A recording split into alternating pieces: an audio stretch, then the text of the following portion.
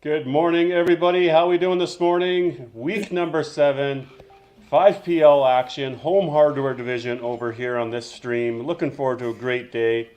Daryl Bradley here with you, guiding things along. We've got our tech genius up over there, Mitch Ryu. Welcome to the show, Mitch.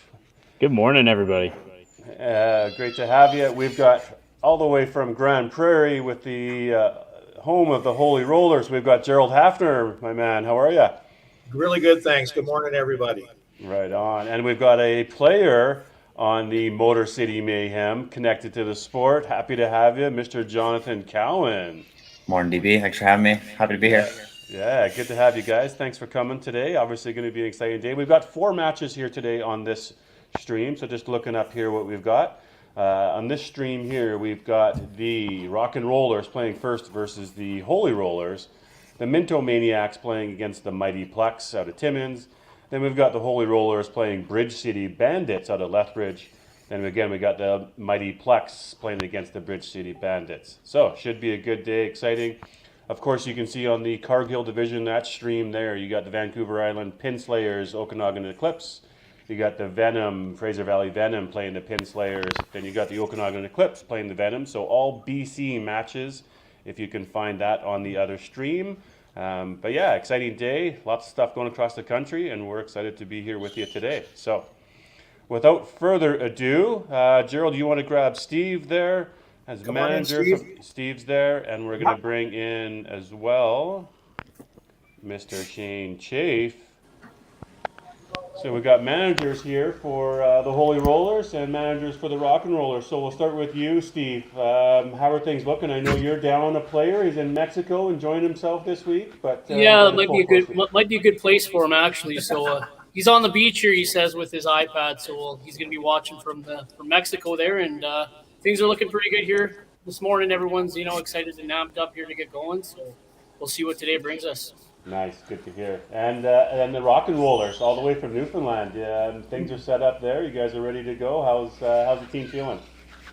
Team's feeling good. We had a couple of wins last week, so we're hoping to continue the momentum, and we're ready to go. Yeah, that's kind of the nice thing of sometimes the schedule. Some teams have had the fortunate of being able to play quite a few games in a short period of time. Some of them, of course, we hear our buddies, the Dream Crushers. They played the first week, and then they don't play until January, but they'll get their time when they have repetitive things. But that is a bit of an advantage, isn't it, Shane, that you guys can play a couple of games quick and get them going, isn't it? Yeah, I mean, we have 90% of our schedule by end of December. So, if we can find a good run, it's probably to our advantage, Yeah. Now, we've seen your lineup out there, but share it with us. What's the lineup you're going to be going with here for the first game? So we're going to go with Katie Wells in the leadoff, Mitchell Williams, number 2, Courtney Lucas, 3, Brandon Smith, 4, Brad Glenn, anchor. I'll be on the bench as a sub, and Brandon Tibbs not available today. Gotcha, thank you. And Steve, how about yourself? How's the Holy Rollers lineup looking? We'll be leading off Robert Tompkins. In second position will be Megan Clark, Thomas Tompkins in third, Sean Tompkins' brother following in fourth, and Danny Stewart will be our anchor position with Dustin Thompson and Corey Pedu on the bench. Nice, got a couple of them, so you can play 2 subs. If they both need to go in, they can do that. Absolutely. Nothing too much further for you guys. Obviously, frame 5, we do a little commercial break.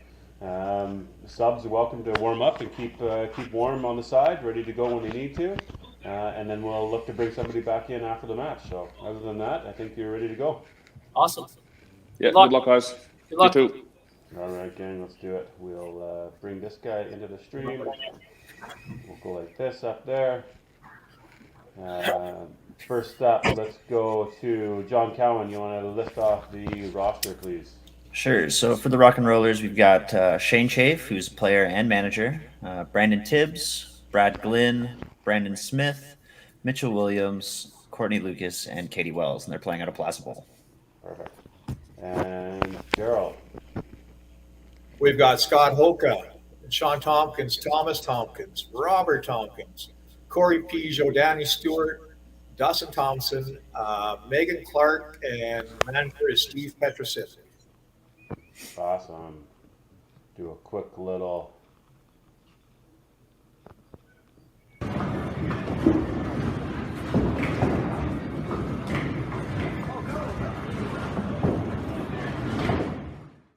What's happening?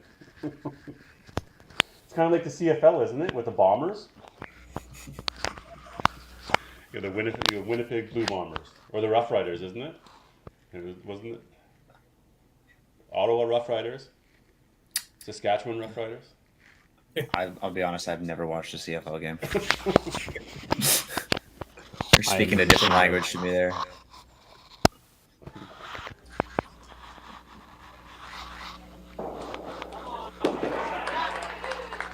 Good job, Robert. Robert. Yep.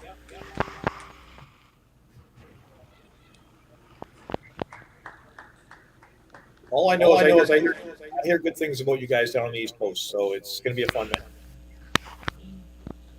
Yeah, it'll be interesting to see how things start and Yeah. if they get off to a hot start or if they got to pick it up at the back half like they have been. There's a good strategy for Megan. Yeah.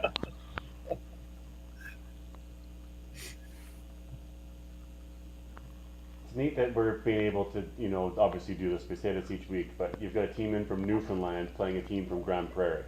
I mean, the live streaming and the internet has obviously allowed us to be able to do that. And obviously these teams have now played, a match or two matches, so they know what they're getting into. They've seen the other teams play. There's no light matches to take easy, and you gotta come and play every given day. Absolutely. There's no letting up. It really is a true best on best competition.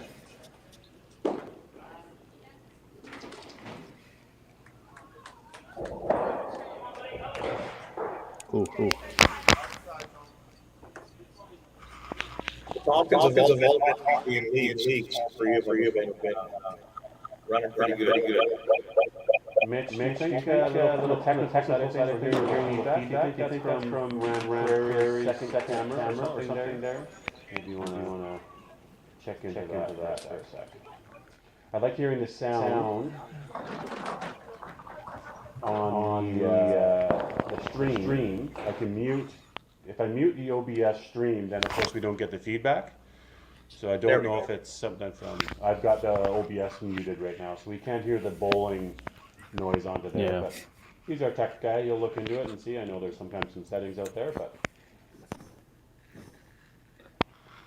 So just a quick reminder here, everybody, you've got 5 bowlers on the Rock and Rollers, you've got 5 bowlers on the Holy Rollers. They're each playing for 1 match, 1 point each. So the top bowler playing the top bowler of 1 point, second, third, fourth, 1 point each. Then you've got the team total. That's worth 3 points. So a total of 8 points up for grabs here in each match. Crucial at the end of the day, it's all about the team total. Those 3 points are just so big in this.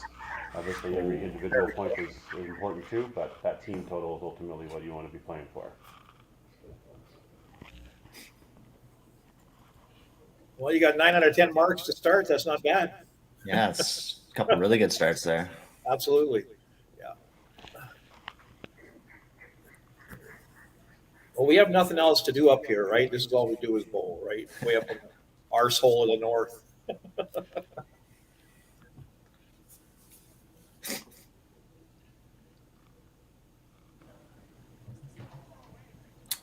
Wow, that one came back a lot for Katie. There.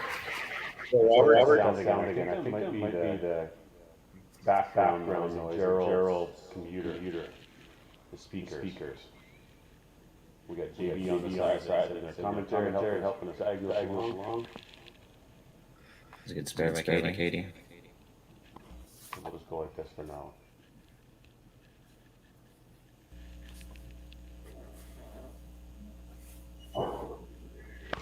do a quick check-in here on our standings, gang. We can pull that up maybe here after this frame is done and see where we're at. A little low Megan had a there. great bounce back from the 2-pin. I've got a monkey back there. Yeah, somebody just Oh. pushing it down in the corner. That one there. That one there. That from one this held could look firm. Like, yeah.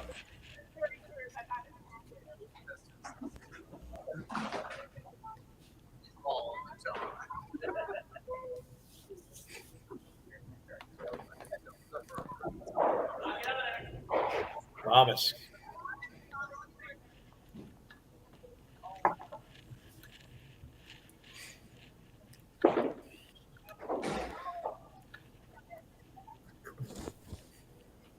Okay, I think we got her. I think you did too, bud. Good job. Yep. A couple of great communities here. Obviously, very, growing and good, healthy relationships within those communities of becoming buddies. I mean, I know Gerald, you can talk for the GP Holy Rollers. These guys are all friends. They're all partying the night before. They're bowling in leagues together, traveling to tournaments. You've got intercities coming up. I mean, just what a healthy community you guys have up there now playing, isn't it? It's going great, Daryl, and everybody responds. I was always worried that would we get the response, but it's Dawson Creek, Peace River, Fairview. We all show up for each other and help each other out, right? But no, it's great. And these guys, because like we always talk about, they live so far apart. I'm not sure what the story is in Newfoundland, but if you guys are one town or if you guys are spread out, but here we're spread out pretty good. So yeah, it's coming together nicely. I'm excited. None of us are from Newfoundland ourselves. John's from Toronto area or Ottawa. Oh, okay. Not Ottawa, sorry. Oshawa area. But on your point though, Joe, I do know Newfoundland is obviously everybody's really close into that St. John's. There's really 3 bowling centers that's in that area. Okay. So they can all choose which center they play at, and a lot of them play obviously at each of them as well, right? Today they're playing at Plaza for the Pro League, but there's other centers out there that they play from. But it's a small tight knit group for sure. Gotcha. Yeah. And obviously with the Newfoundland Bowling Tour this year is something that's last year and the years before just really bringing that community. The ladies are just getting a ton of attention for how good they are. Yeah. The group of ladies that are playing out of there, so it's just nice to see across the country. It's a good. I love hearing that stuff. I love hearing that. Yes, of course, I want my team to win, obviously, but I love hearing the success stories and whatever comes out in the end is what it is. But in the end, it's a lot more stories, a lot more memories that you guys have helped us create, and that's pretty exciting. Exciting. I can't believe, guys, we've gone 12 minutes here and nobody's talked about the soccer game going on yet right now. The football game. We've got Canada and Croatia. I do have it up on my screen to my left. I can tell you, Canada is up 1-0. Oh, nice. 13 minutes into the game. I looked up to the left, and I forgot about it for a sec. We're doing the opening intro, and I looked to my left, and sure enough, it's 1-0 Canada. So we'll be commercial break going back and reversing and watching that goal. I actually just opened up my Facebook and saw that Weber saying it was an Alphonso Davies goal. Beauty. I love hearing that. Then good to hear. Weber is a huge soccer fan. Huge, yeah, well, Germany soccer. His son plays soccer. So here, let's take a quick look here as they get going. Here's the Rock and Rollers in first place. 4 matches played, 24.5 points. As we watch Katie's ball.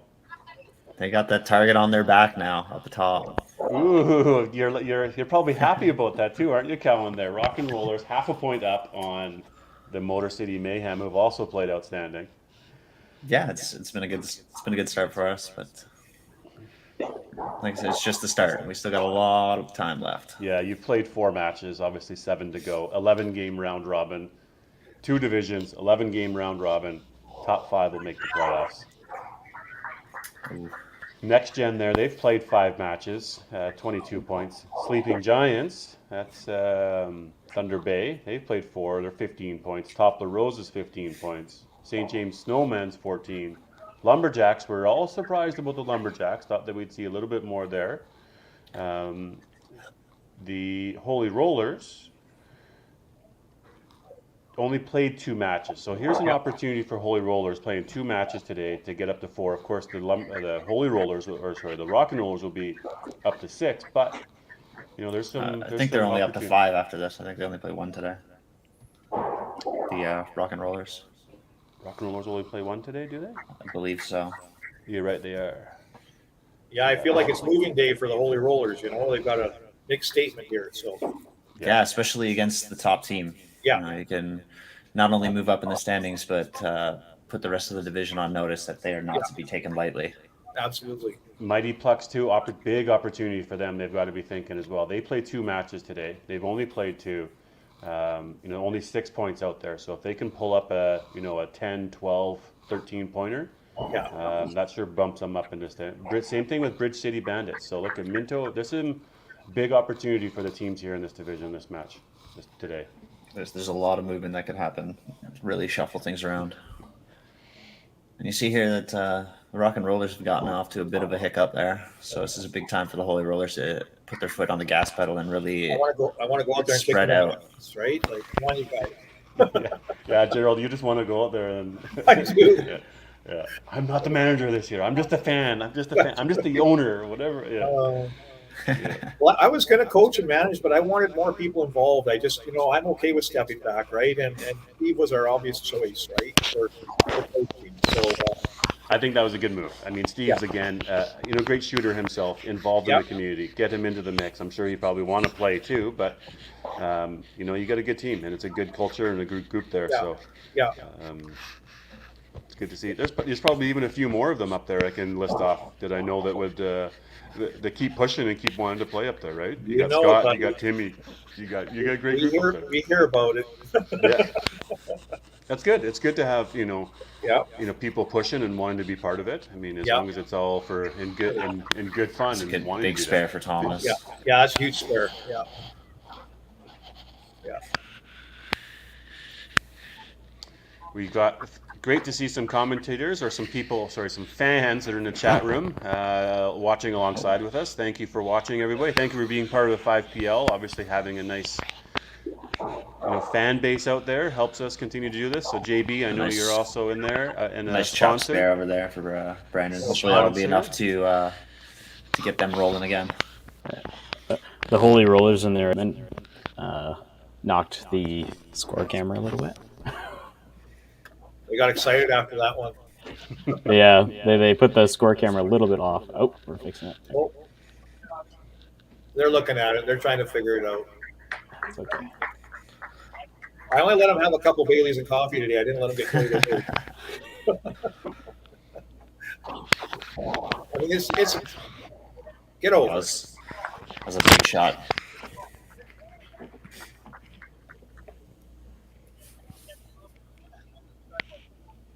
Dustin Thompson, he's giving me the look. He's chomping at the bit to get in there right now.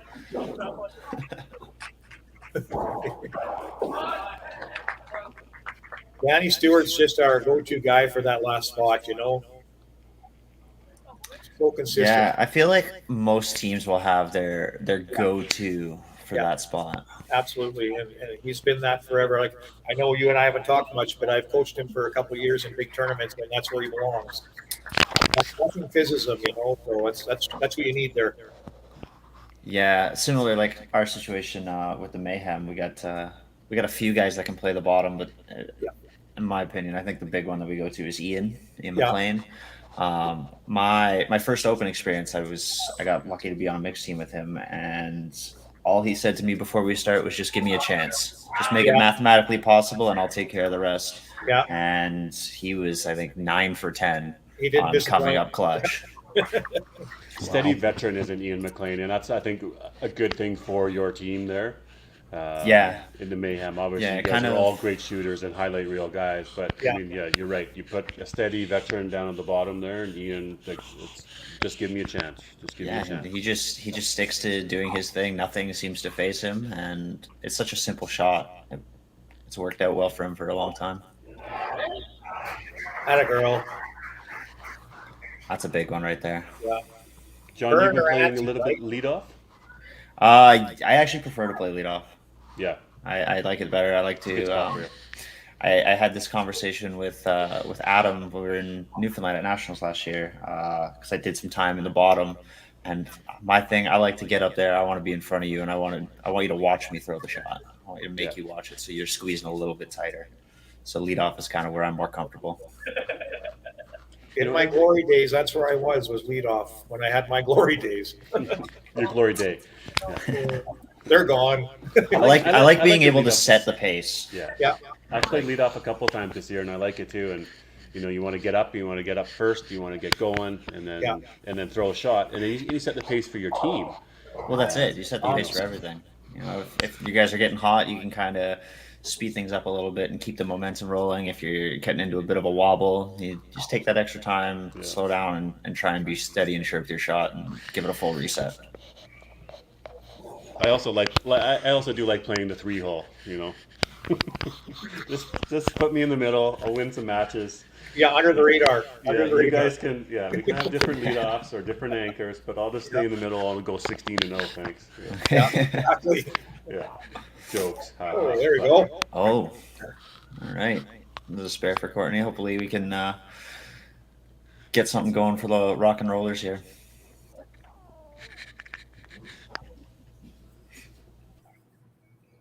Yeah, we had our roll off for our little inner city last weekend, and got some newbies in there, and pretty excited about those guys. This is, I think, our 55th annual intercity. So, Sean Tompkins, darn it. Yeah, everybody's on the middle, both sides. Yeah, there hasn't been many misses. No. How does that intercities roll-offs work? Do you have to qualify for a team, Gerald? Yeah. We've heard a little bit about that up in. Yeah, it's set up same as our provincials, right? Men's teams, women's teams, mixed teams. Top 3 are singles on each side. Okay. Yeah, it's exactly the same setup. It's kind of like a nationals for us. It's Okay. it had Dawson Creek this year. But you just run it within that region.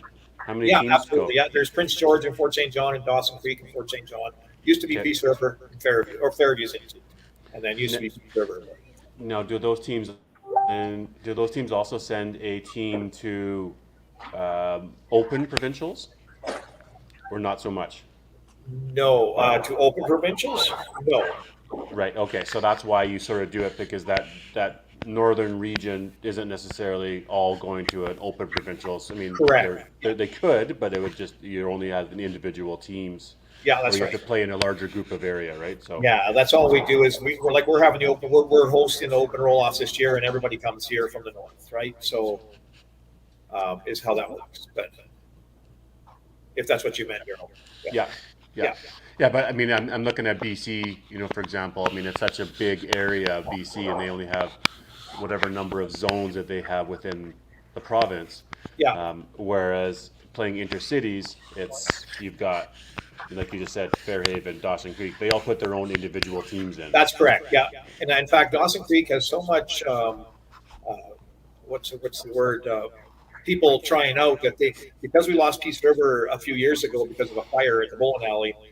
Dawson Creek can put in 2 men's teams, 2 women's teams, 2 mixed teams. They'd have enough bowlers to show up for that, which is 30 bowlers, right? Which is crazy. Wow. So they represent twice, which is good. Well, Robert. It's a great shot. Yeah. It's good to see him get back on it right after the headpin. Keep putting the pedal to the metal on Katie.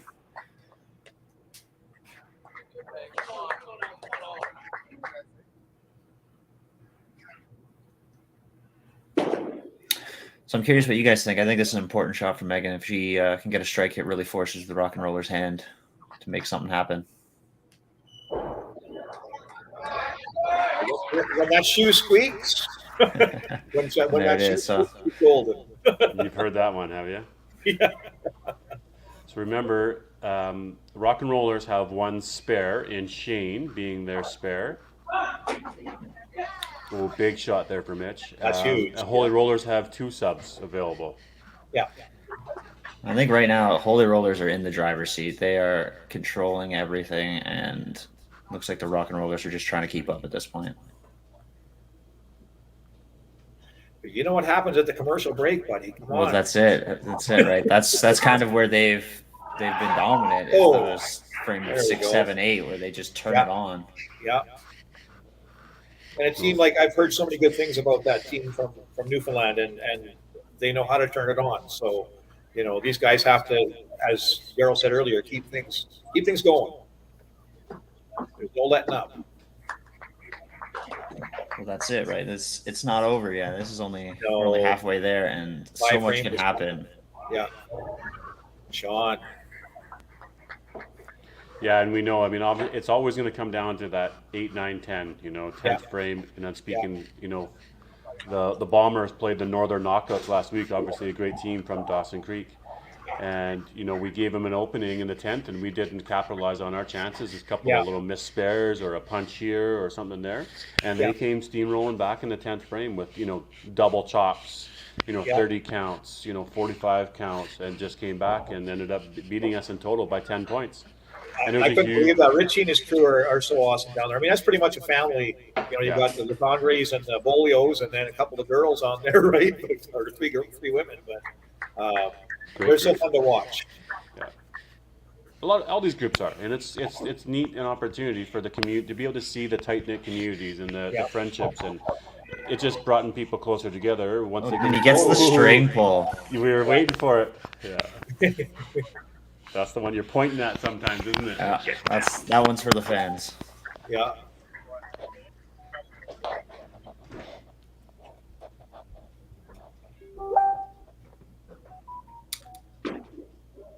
What a nice ball. Ooh, looks like we see a Croatia scoring. Oh. Unless they're calling it offside. They are going back and calling it offside. Huge. You know what? Canada, I thought the goal against for Belgium, that first goal, it was an offside. So they're getting it here now. That's a bonus. That's huge. I'm going to turn the TV on here as soon as we go on break. Yeah, we go on break. I'm going to check out the replay of the goal. Okay. There we are, break time. Looks like Holy Rollers have a little bit of advantage. 5:19, working on 2 doubles, 2 other strikes. Rock and Rollers probably happy to see this commercial break come into play. So let's take it, and see you in a couple minutes, everybody. Okay.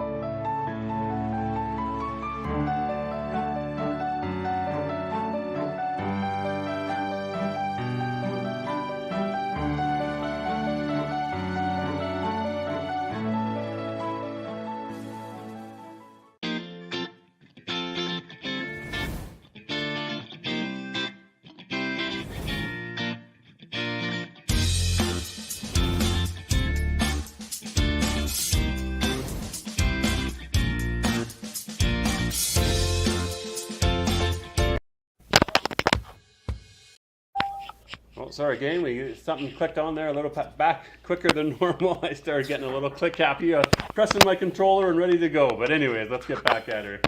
Trying to watch the soccer highlight, but I never saw it. Did you know that it was within the first 3 minutes? Oh, I had no idea. Yeah, it was 3 minutes, and I still didn't see the goal. So I started clicking a little click happy there. No, the nice thing about it being the first one is it'll be on every highlight pack ever for the rest of the week. Yeah. Apologize to those sponsors, so I didn't play your commercial at the very end there. My bad. We'll make amends as we go along in the show.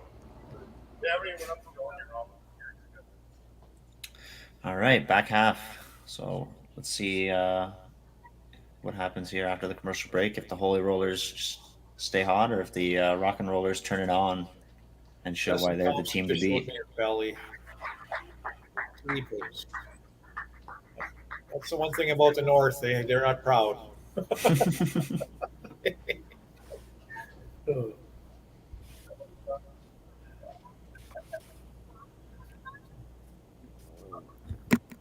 well, good luck second half, guys.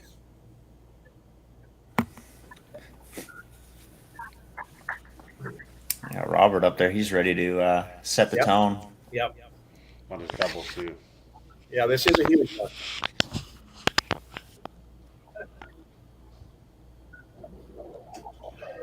Oh, it's a great shot. Yeah, I haven't seen many of these guys throw, but it looks like he gets a lot of sideways rotation on that ball to just push everything to the side. yeah. You know, the three brothers, they have three different techniques, it seems, you know? It's funny how that works. Yeah, We got myself and my brother Ryan. We're polar opposites. yeah, Polar opposites. He plays a more finesse game, left-handed, and I'm just trying to light up the radar gun and hope I hit something. yep.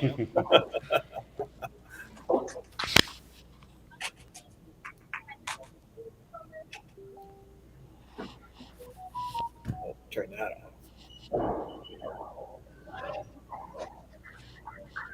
Well, that's not how Megan wants to come out of the commercial break. No,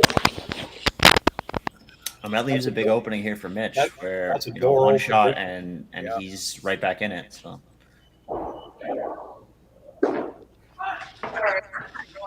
oh, Just those doesn't corner, break that here right the corner corners. pin.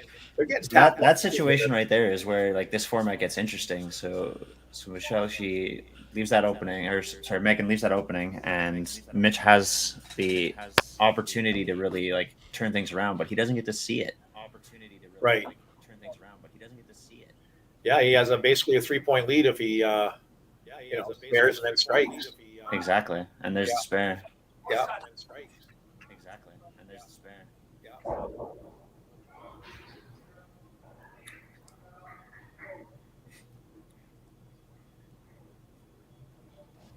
So it looks like here we got a change. Shane is coming in for Courtney. Okay.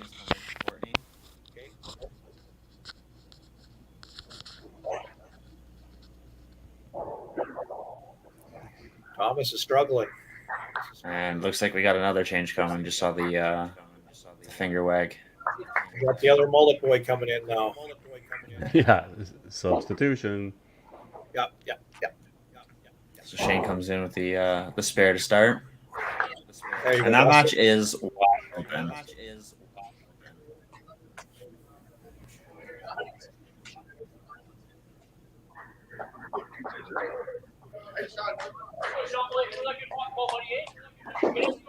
What a great Nice shot. one. Yeah, great shot.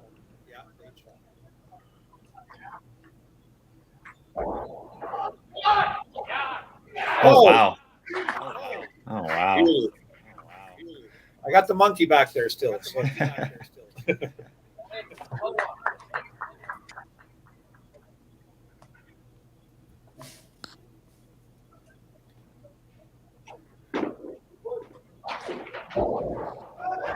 Oh boy, Danny. It's a big shot for Danny. Yeah.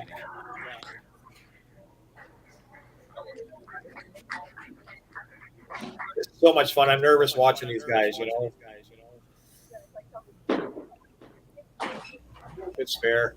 It's a good spare. So there you go. You see, as per usual, their MO, rock and rollers come out of the break in the sixth frame and just go marks all the way down. Yeah. Be key to Robert to keep his triple running Yeah. and Danny at Absolutely. the bottom. I mean, strikes on strikes just make such a big difference, don't they? Absolutely. I feel like here for Robert, if he can get that fifth frame to a 43 count or better, that's just what they need. Really put the pedal down. It's a big separation too from Katie's match. I mean, she'll be Absolutely. max 156 now in 7. Robert can be there in 5. Another great shot. Does he get the pulse? Oh, wow. Oh, you do have a monkey down there, Gerald. I think you got a second monkey in for that one. You better be careful. We're gonna have to start needing a video in the Yeah, background. we're gonna need a pin deck camera. Wow. I don't know what to say about that. But that just goes back to the last frame with like all of that tons and tons of roll that he has. It may not be the hardest shot, but he's just sending everything flying. Yeah. And without missing a beat, Megan follows suit. That's much better. Yeah, Yeah. good for her. Scott Hoka, Mexican ham bone. I think he's an hour ahead, so he's 10:35. So he's definitely already into a couple of cervezas already, sitting by the pool. I'm sure. He needed that. Scott works hard. He needed that break. Speedo. Yeah. I'm sure he's got his speedo out right in the lounge chair, having the server bring him some girly drinks. Yeah. Oh, nice break for Dustin there.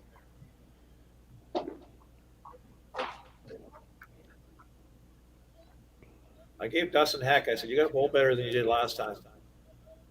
He struggled last matches. Yeah. Scott's 11:30, so he's licked for sure by now. A little quick there, I think, for Dustin. Hey, gotta settle in. Wonder how many balls he was throwing on the side there for warm up. Oh my Lord! Got some loose strings out there, bud. No, wife did tensions.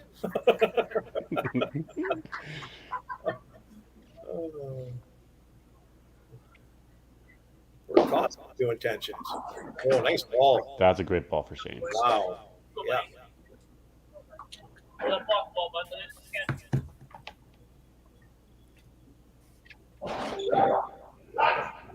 we go. The Holy Rollers are not messing around. Yeah. Nice to see them out there. I'm watching them from inside the bar here. I can see them all just so close together and pushing. So I'm curious, DB, is with the Rock and Rollers only having one game this week, and it's not going so hot. Does it put a little bit more pressure on with every shot? Like they need to turn it around, and they need to turn it around now. Yeah, I mean, what a beauty! I don't know. I'm asking you because you've been in the league last year. They've got a bit of cushion. I think that it's not going to be the end of the world if they don't have a win here today. They obviously, like Shane said, they still play more games here coming up. Yeah. They've had a couple of good weeks. They can say that's okay. I mean, you want to get 1 or 2 points here. You probably don't want to go in 8-0. So now you start looking at those matches that you can make sure that you support that teammate to go and get those couple of points that you need to. Yeah. But again, you're still only in the 7th. You got 135s up there. You got 180s up there. You got an opportunity. So keep grinding, keep pushing, and I think that's what the team's made of here is, fight to the end and see what happens. Well, this is it, right? This is the crunch time. This is where it comes down to who wants to win. Push. There you go. 8, 9, 10 will do it for you. Yeah. You want the other team to beat you, right? And Absolutely. if you can walk away and say that the other team beat you rather than you giving it to them, and what I mean by that is that if you can rip, a Looks like the 1250 monkey out took of it, a frame off there. Didn't quite pull that string there. yeah. if you can rip Croatia scored. Yeah, Croatia scored. If you can rip a 1200 out of it, 1250, when you're struggling at the half and you get to that point, I think is probably a good number. Because then that means that Holy Rollers would have had to shoot, 1250 to 1300 higher, Exactly, to get the win. So.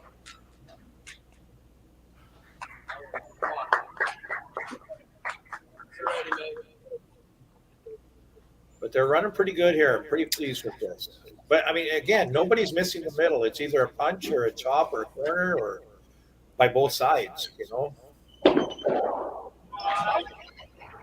Oh, nice break. Nice break there. Doesn't Really busted that one quite up. seal her deal. Obviously, Mitchell's having a tough time over there for the Rock and Rollers. Probably another sub in hand, and he'd probably be out. Yeah. But he still does have a 235 sitting there. And, you run 4 strikes, and that's the thing about a 9-10. You got 90 pins up there. So. Well, that's it, right? And that second game is still so close. Yeah. Atta girl. I mean, you're absolutely right. When you got 9 and 10 left and 450 pins sitting there without anybody running, it's just anybody's game. I've seen it happen. You've all seen it happen. And big double there, like I said, for Courtney. I mean, that's in that 3 hole. That's that 1 point for sure. And now you start looking at it. Hey, I can maybe, gain on team total in that spot. Yeah. Absolutely.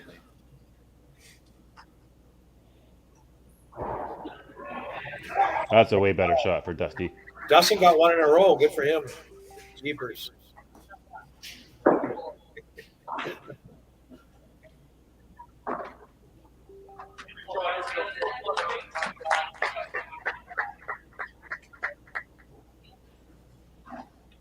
This is a big one here for Sean. Man, he hasn't missed, you know. Yeah, I just had a little Yeah. blip in 4-5 where it got a little high, but Yeah. Get over. Holy smokes. I promise I've done nothing, guys. I'm crazy. they put a little bit extra rubber in the bands. Right? Those are huge breaks. Man, look at that ball. What a pretty ball. You know, sometimes it goes your way, Yeah. and we got to get him a Chop Cherry shirt now. Yeah. He's got some room to play with there, but you always worry about pinfall. It doesn't matter if you're winning your point or not. Now it's about getting everything. Absolutely, it's about those 3 points at the bottom. Yeah. Yeah, agreed. Yeah, he's got a 40-point lead, so it's not done yet, but Yeah. it's pretty close, but yeah. This match is smartened up here big time. yeah. And that's Brad Glynn. I mean, he's a caliber player, anchor for a reason, one of the best in the country, Gotcha. Yeah. and can throw big shots when needed. So Danny's going to have his hands full coming down to the end for sure. Yeah. Great shot. That's one thing I've noticed about watching this year more intently. There's no team that is just going to roll over and give it to you. It is. There's 10 frames for every game, and you have to earn every single one of them. You got the cream of the crop across Canada as far as, you know, everybody that's got their team in here has picked who they want. And you know, Absolutely. You've got a true best-on-best competition, and you have that added bit of confidence playing in your home center. You know how it's going to go, right? Yeah. Oh, that was a meaningful punch there for total.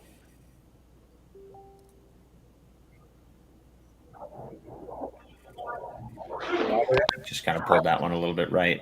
Yeah. That's his pet peeve there. That's what he does. Little miss. Yeah. So he'll take the top match. So that's 1 point there for sure for Holy Rollers. Yeah.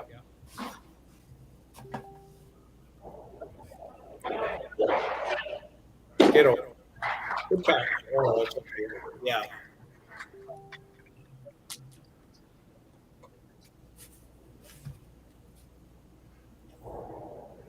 Attaboy. Got to have that pinfall though, Robert, right? So here we go to that second match, the one that's so closely contested. Yeah. Yeah, Mitch is up first. He's going to need the strike. Put a little pressure on. Taking a little time. Looks good. Oh. And on the other end, there's that strike. That pretty much ends that one.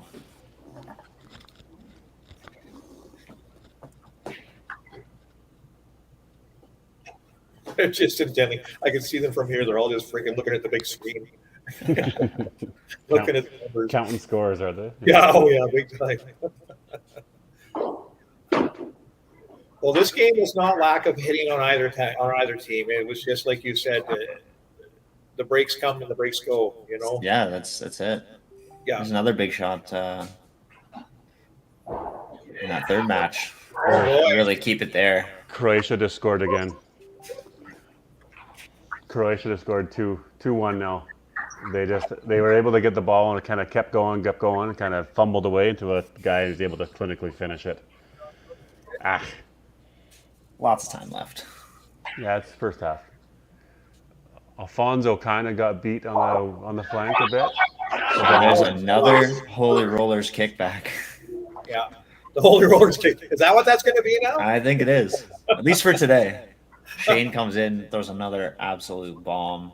He's coming to work for that match. And he makes it look so effortless. And look at this. Sean's going to do the tankle too. So I'm not sure if that 45 counts in. I think it does count in. Into there, it would count in. I believe so. We're gonna have to start making a commentary cheat sheet of which ones count in and which ones don't. Well, bottom load up. All these strikes here in 9. Brad needs this one. He liked that And right he knew away. it. He knew it. It Big was shot. automatic. That guy is clutch. Holy smokes. And now it's interesting because you see, like, the Holy Rollers, they have a good frame here. Possible to have four strikes and 2 doubles going. And Rock and Rollers have got themselves right back in with a couple triples. So that just sets up a good 10th frame. This is amazing. Yeah. This is lots of fun.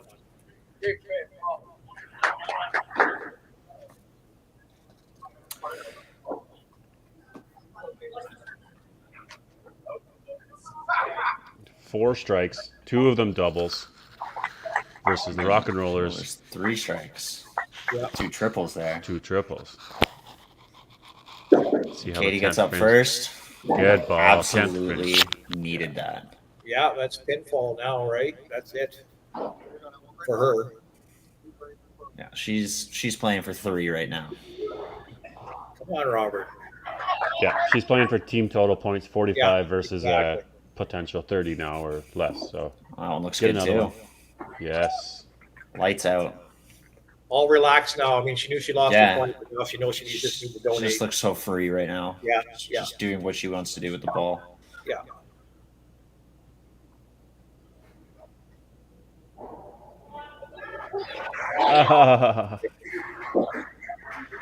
Bobby Doodle's going for a 300, and Katie gets her triple. That's huge points. Holy That's huge. She goes left pocket, right pocket, left pocket.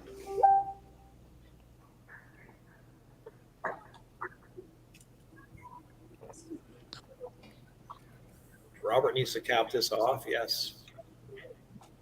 Yeah, he needs a big count out of this one, just to kind of help out that bottom a little bit.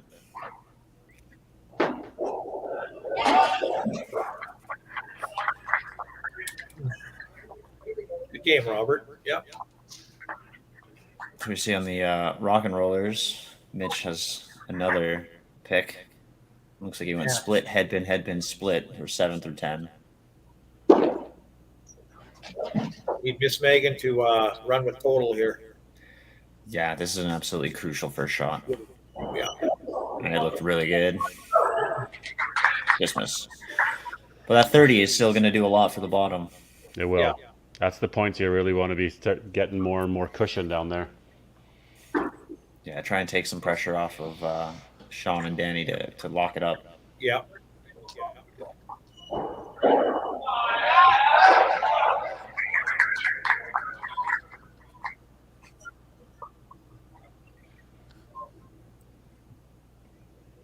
Wow. This is not even close to over. No. Just a big shot. Shane's up now. And Oh, absolute bomb. It was. That's So here we huge. are. Here we are now. Like we talk about, get to your 1200, and it forces the team to shoot your 1250. Yeah. Absolutely. You gotta 1250 to 1300. Yeah, that's what you want to be aiming for.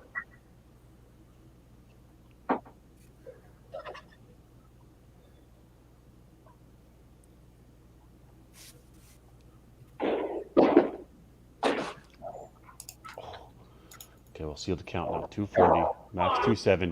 That's to get that ball out Okay, there. so Shane's going to come back and win that match Yeah. and gain a bunch of total there. So good sub, good Yeah, it was movement. a great fill. And I probably would have liked to have a little bit more in the 10th, but he came in and just did everything you could ask for someone off the bench.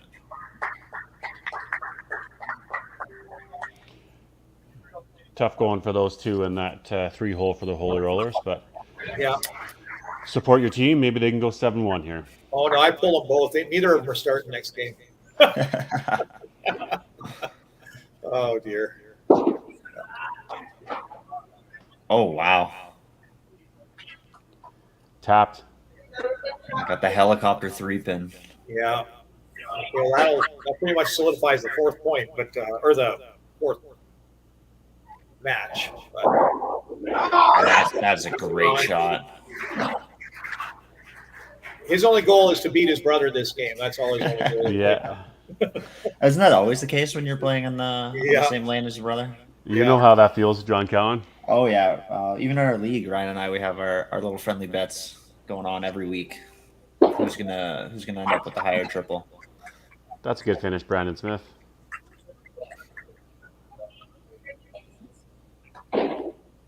This is a big shot right here with Buddy with the. That's going to be so we're 90 additional points. I think we're looking at. So we're 1198. I think is that number there. Yeah. Max for, but you can get that extra point or for individual point. So you get 2 points out of it for the Rock and Rollers. It's not such a bad thing, you know. Like you said, just don't get shut out because they had such a good run to start. But well, that's it. You can't come into a league this caliber and expect to just go 11-0 with 7 and 8 every week. You want to make your losses, you know, a 5-3 or a 6-2 as opposed to that 7-1 and 8-0. This guy's freaking amazing. Oh. Yeah, Brad Glenn's a champ, man. Just this is so fun effortless. Just so effortless.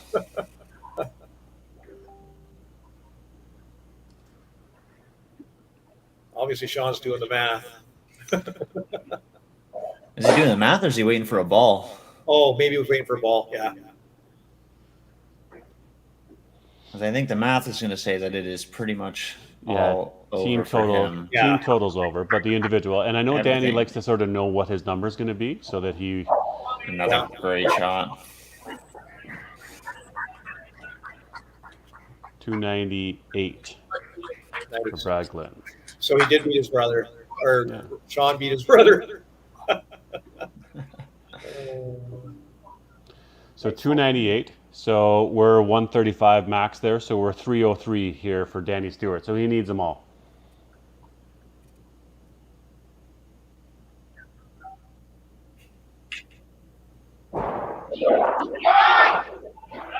Hold on, maybe one more. One.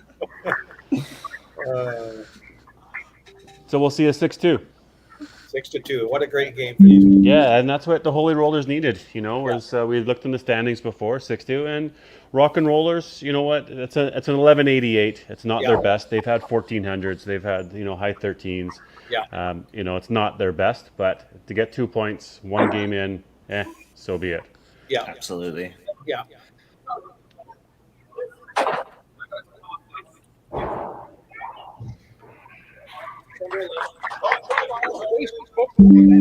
Good game. Who do you want in here, DB? Yeah, it doesn't matter. Who's ever there? Steve's there, or one of the guys, Dustin up top, maybe. Okay, I'll bring Dustin in. No, okay. Dustin didn't. No, he didn't throw good. It was Robert, wasn't it? Robert, yeah, I'll bring Robert in. Okay. Sure. Yeah. We'll do that. So we'll just wrap this up. So 6-2, guys. We'll bring in, close that guy out. Remove that guy. There's Robert. We'll wait for Shane or the guys from them to come in. Robert, there you go, bud. So the Holy Rollers, you get a 6-2. Yeah, that was a big win for us there. Yeah, I mean, team seemed to be rolling. Got a bunch of strikes. You certainly had her going up top there. Obviously, a good win for the team, isn't it? Yeah, no, that was a big win. We really needed to come out after being off the last few weeks there between our last games, and we've been all chucking games, league time, and all that. So just had our inner city roll-offs, and that was big help. Most of the Holy Rollers that are in Grand Prix made. And at your buddy Scott's in Mexico, so not having him there, of course, we got to give him a little chime in because he's not there. So we're like, Scott, we don't need you. You can stay in Mexico for a long time now, or what? Oh yeah, exactly. He's not here to distract us all, so we're all out there just free rolling right now. letting him soak up the sun, all that hard work putting his team together. There you go. He's enjoying it. And there we go, Shane. We got you in now. Thanks for joining us. Not the best from the Rock and Rollers, but a couple of points. Good substitution for you. Come in and well done. Ripped a bunch of them. And then, of course, our fan favorite Brad Glenn throws a bunch at the end too. Chat a little bit about your team there for that match. Yeah, I mean, I think the problem there, we had too many headwinds. And, really didn't get nobody on a run there until it was too late. So, in the seventh on, we bowled pretty well, but for the first seven, it was a struggle. We fell behind too far, and that's pretty much it. Like I said, it's a game that I think we certainly could have won. Look at the scores overall. But that's it. We move on in a couple of weeks' time and keep going. Absolutely. Yeah, John, you asked me that question. Maybe ask that same question to Shane now, how he feels. Yeah. So I was curious, kind of like, you played one game this week. Things weren't looking so great. Does it give you that mindset of like, we need to turn this around? We need to turn this around now. Kind of put together a strong back half. I don't think so. I mean, based on where we are, we're 4-1 now, so we're still in pretty good shape. I think we just need to kind of flush this game and absolutely start fresh in 2 weeks. Absolutely. Well, good stuff, guys. Match over, 6-2, Holy Rollers versus the Rock and Rollers. Thanks for joining us. That's your one game of the day, Shane, and for you guys. So go enjoy the rest of the afternoon. The rest of the Canada soccer game is on. We were told earlier on that we're not talking about soccer. It's bowling day today, but nonetheless, it is happening out there. Yeah, good game, guys. It's on everybody's TV though, so Yeah, and, good game there, Rock and Rollers. Yeah, good game, guys. right Take care, on. guys. Thanks, guys. Good. We'll run the commercial here for that after that package, and we'll bring in our managers for the next match. Perfect. See Thank you in a you, bit. sir. You bet.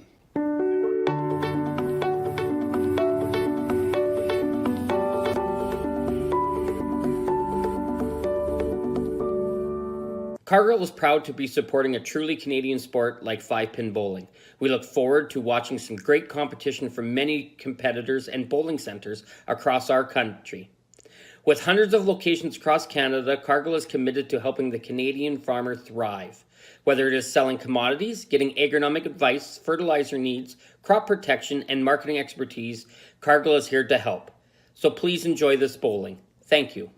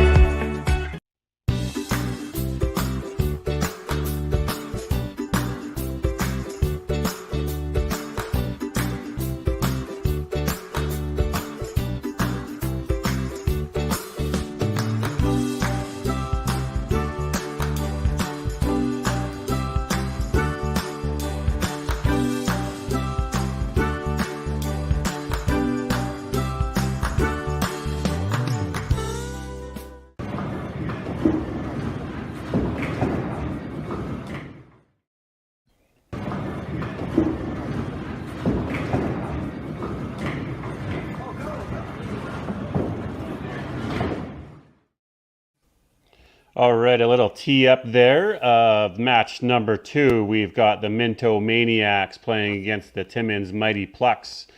Here we go. We'll bring in our managers. So we've got Al Paquette, Tracy Pitt. There I am. Yeah, you're in the show. Welcome to the game. Here we are, guys. So, Al, let's start with you. Mighty Plucks, you've got a couple of matches here today. We were chatting a little bit earlier about the standings, an opportunity here to maybe gain some space. How's the crew feeling? You guys ready to go? Oh, you're on mute there, bud.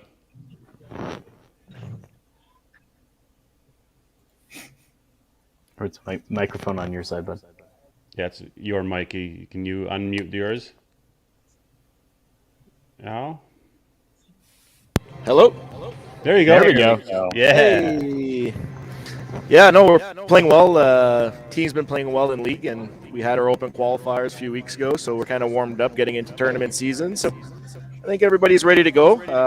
We don't have any spares today, so we're running with 5. So no pulls today for us, unfortunately. We had a couple of injuries. Danielle had surgery, and then Clint's dealing with an injury as well. So unfortunately, we're 5. But hey, we're ready to go, and we're excited. We're excited to make some ground up in the standings. There's a few teams just ahead of us, so we're hoping to jump a few teams and make a move because we don't play till March. So it's a big 2 games for us.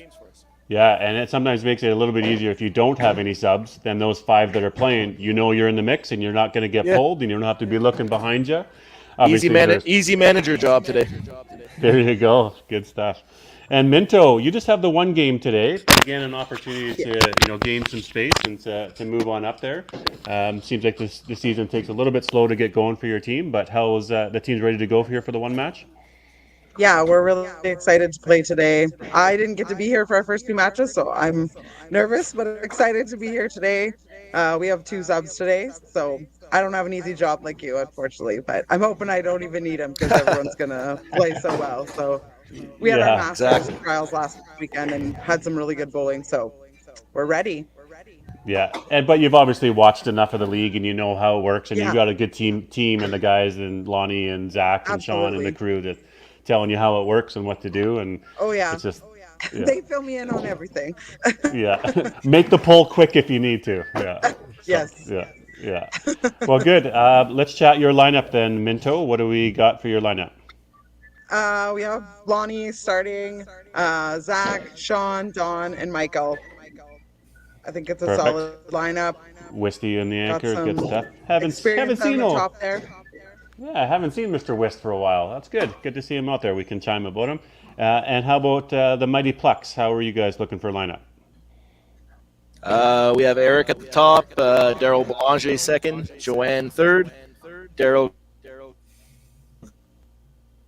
Goats.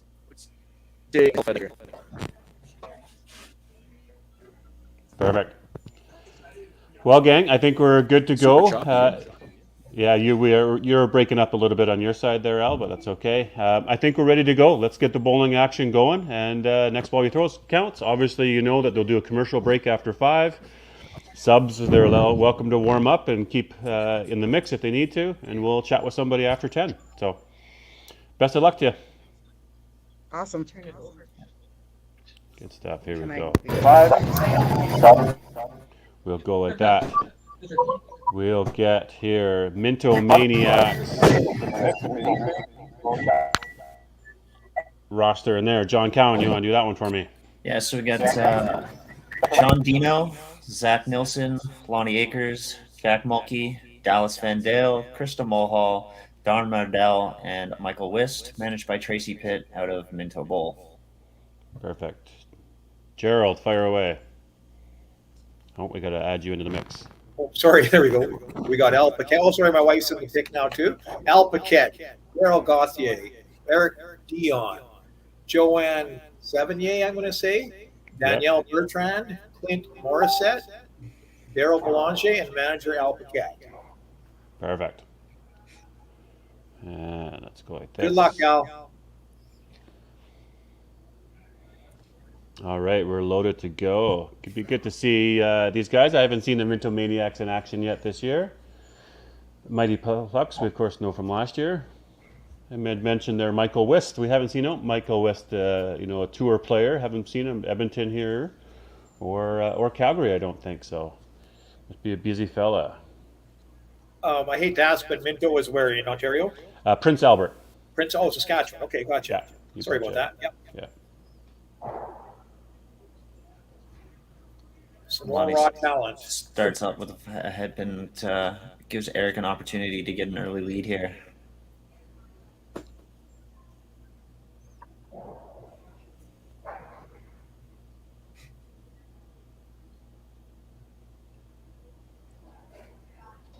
You got to get the nerves out, right? Absolutely. It's always the nerves. And looking at that Minto team, that Lonnie, he's a leadoff. We've seen him play in many, many different situations. Solid looking team there for sure. These guys are coming out to tournaments too. Zach was just out, obviously, Calgary, TPC. Sean Dino likes to travel out there and play as well. So a little Western circuit. Probably play Regina coming up February. Winnipeg, I'm not sure about. Maybe. I mean, that's just a little hop and a skip over the border, but. Yeah, and all those little things, a little bit of experience, it'll help. We'll give them that edge.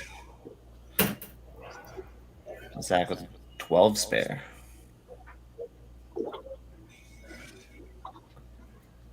And that's what's happening at this end. We had like 9 guys go out to Sherwood Park last time, right? Last 2 weekends ago, whatever that was. You know, Yeah, and then on the flip side here, you got the Mighty Plucks, where Al runs his Timmins Invitational every year, and you'll see all of them out there. yeah. Yeah, and they're the team that necessarily wouldn't get to travel a whole bunch of places. Of course, Al will do club tour. Everybody's got busy lives, busy things, scenarios, different things going on. But Absolutely. so no judgment here. But it's nice that obviously Timmins puts on a big tournament, so these guys do get to play in competitive environment as well. Absolutely, and it's nice to see that that Midtown, just the facelift that they got is looking fantastic. So personally, I'm looking forward to going up there and seeing everything myself. Oh, did they get a little renovation up there? Did they? Yeah, they just got a whole brand new like top of the line scoring system and everything was kind of redone. So it's from seeing all the pictures posted online, it looks really good. I can't wait to go see it for myself.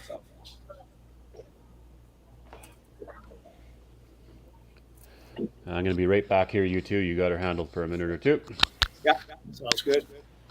Yeah, we're looking forward to a facelift at this end too one day. It's just obviously the last 2 years slowed us down when we just bought the bowling alley before it hit, right? So yeah, well, it's hard too, right? Like there's only so much you can do at a time. Yeah, and still be operational to keep yourself going.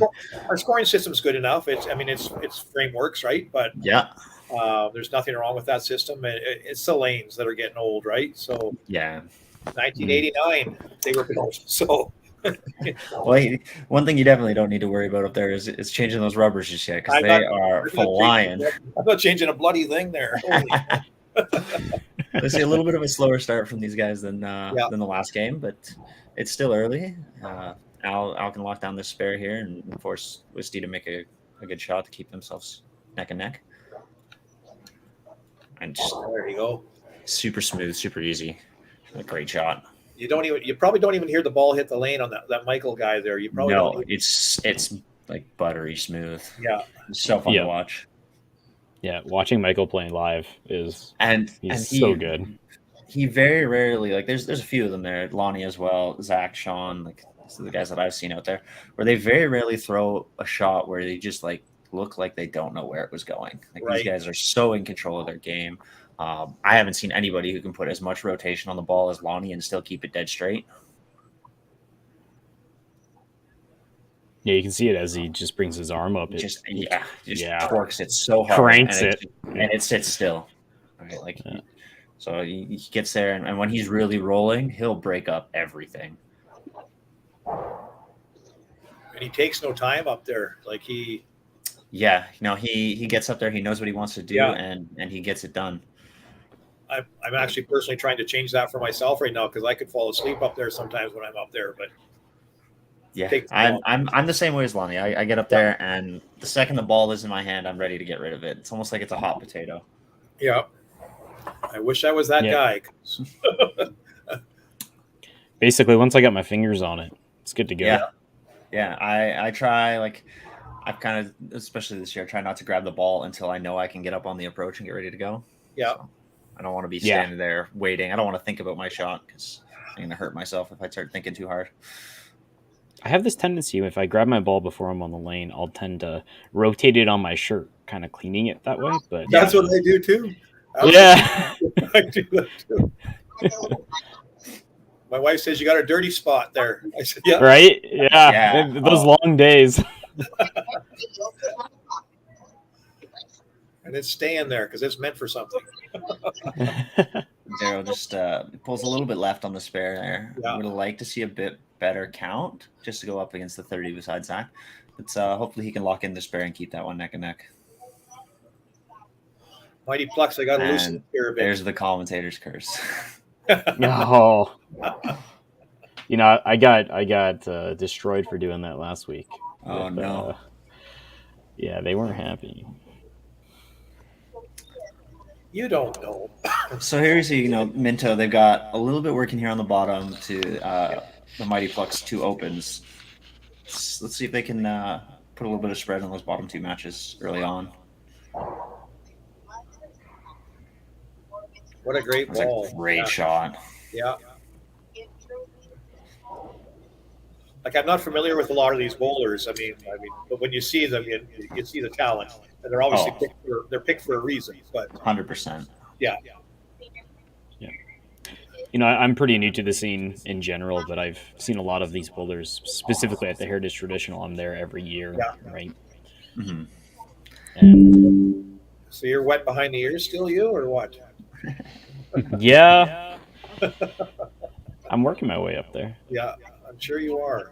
You see another absolute bomb. It just looks so effortless, so smooth, and just goes down there so hard.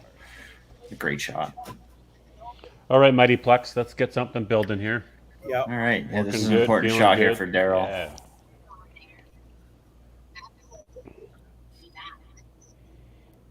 And there it is. There it is. It'd just be a nice team to see them, you know, shoot that 1350, 1400. Yeah. You know, then they can believe and know that they're in the mix, and they are good enough. You know, anybody can make that. Just takes one time it's to feel absolutely there. You know, it's just they just got to get it rolling. Yep.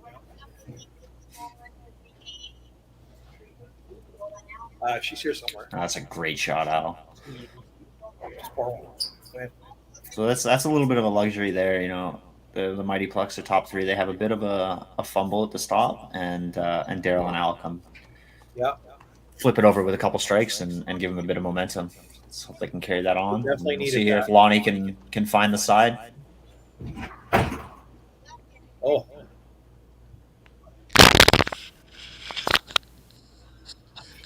The great thing is when you've got 4 running and 1 struggling, that's okay, you know. Absolutely. And the thing about like Lonnie, he, like you say, he's so experienced, he's so talented. You know he'll find it. Yeah. This won't last forever. He's sort of like that Brad Glynn last match. You know, might stumble for a few, but But once he throws one, he's throwing 4 or 5 at least, right? Like, so it gives him a bit of a longer leash than maybe somebody else being struggling, who isn't as inept to putting the runs together. Right. You know, and you got a guy like Michael Wist too. He's coming from Saskatoon over to Prince Albert, so I believe we're looking at an hour-and-a-half drive to get there. And he is making the most of it right now. Yeah. So but he was a huge pickup for that team. You know, and obviously the team, you can be 8 players on the team, and they were looking at, maybe we'll only go with 7 or emergency spares or who is, because once you start getting outside of your immediate, community, Yeah, we're in the same boat with Connie. Yeah, about an hour and a half to get from Hamilton to Oshawa. But she's a pickup. Having a player with that resume where she's got to pull out pages of accomplishments, it's almost impossible to not make it work. And nobody can be offended that that's who you asked to play in Connie Ward. Like, why? She has to drive an hour and a half. This is Connie Ward we're talking about. This is Connie Ward, yeah. When we're putting a team in Southern Ontario. And how do you say no to somebody in 3 Hall of Fames? Yeah. Exactly. Yeah. That's we want you. Like, you come on in. Tough one there. I'm still trying to figure out why they asked Dustin Thompson to bowl with us, because he's an hour and a half away, right? But sorry, Dustin. Because he's one of the Doodle brothers. He's one of the Doodle brothers. I didn't get asked because I didn't want to be asked. Joan couldn't quite push down that right corner. And we have hidden talent just an hour down the road in Fairview, but everybody's, like we were saying earlier, everybody's lives are busy and they're growing families. And Good spare, Joanne. Yeah. There's so much going on. There's still so much more talent. And Gahan just pushes that one over, just wills over that corner pin. What a Fairview. great... How far away is Fairview, Gerald? 1 hour. 1 hour. Yeah. And there's such talent. I mean, back in the day, there was huge amount of talent there, but double up. Ouch. You did get the kickback, so there's still a little bit extra count out of that. The silver lining there, but that 27 is going to be needed here to keep it tight. Don is not making it easy on Daryl. That's Steve. Man. Chop off looks like. Maybe a split. Looks like split there. Oh, split. Tough one.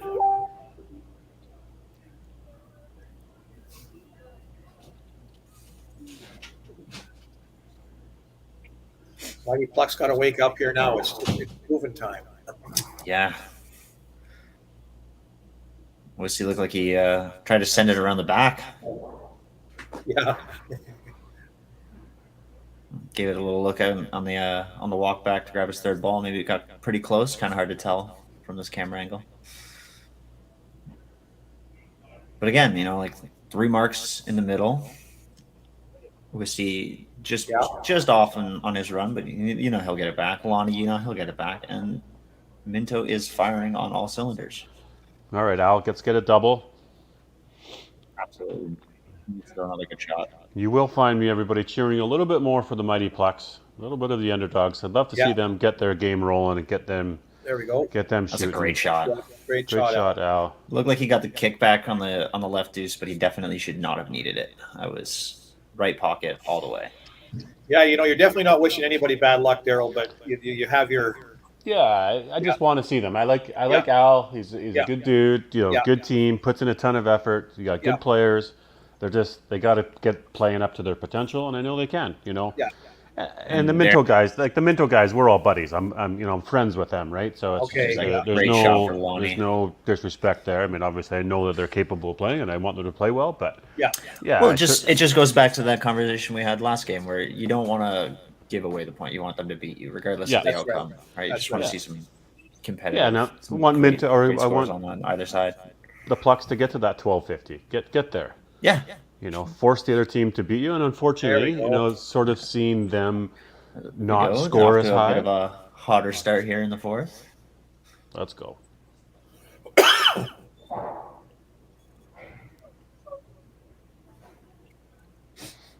I'm expecting, Minto to likely shoot 1,300. 1,250, 1,300, just the quality. So I'd love to see Minto get working and get growing. And absolute bomb. Daryl throws an absolute bomb. It's just down the line, strikes all the way.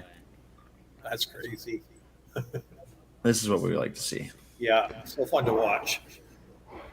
Good luck to all those. I wonder how many of the bowling alleys out there across the province are showing this while their youth challenge tournaments might be happening. Yeah. Be kind of neat to see. I know that Alberta's playing in a few different zones this weekend. I think Sherwood Park is actually hosting the rest for the Edmonton zone. I know Central's playing theirs. I know Calgary's playing theirs. Yeah. North is playing theirs. Yeah. So hope all those kids are out there playing and enjoying the game, and maybe even watching a little 5PL on the side, because that's future members of this league. I always have it on, you guys. I put it on my TV, and when the youth is on, even if it's a recorded one from a previous one, I throw it on and let it play. And those are the ones you want to get interested, because even if it's not so much future members of the pro league, but it may be something where they have nothing to do after school one day and they want to go bowling because they see these guys putting in the work to getting better and where it's taken them. There's never a bad time to try and promote the game to people who are just getting into it. What a great shot for Daryl. Yeah. Nice recovery. Yeah, it was huge, taking advantage of the little slip up on the other side. And let's see if Wisty can throw another great shot. Couldn't quite get the slider. Yeah. So just a reminder, everybody, there's 8 points up for grabs. Each individual match, so top versus top is 1 point, second, third, obviously, fourth, fifth. What a great shot for Al. Yeah. All worth 1 point each. And then the team total is worth 3 points. So that's a big 3 points at the end of the day that you're working to get your team to. Total of 8 points up for grabs. There we go. It's nice to see the mighty Plucks. They got the radar gun out. Yeah. Just before we get started in the next frame, here's a quick look at what the standings look like. That's obviously before the last game. Rock and Rollers will add 2 points to theirs.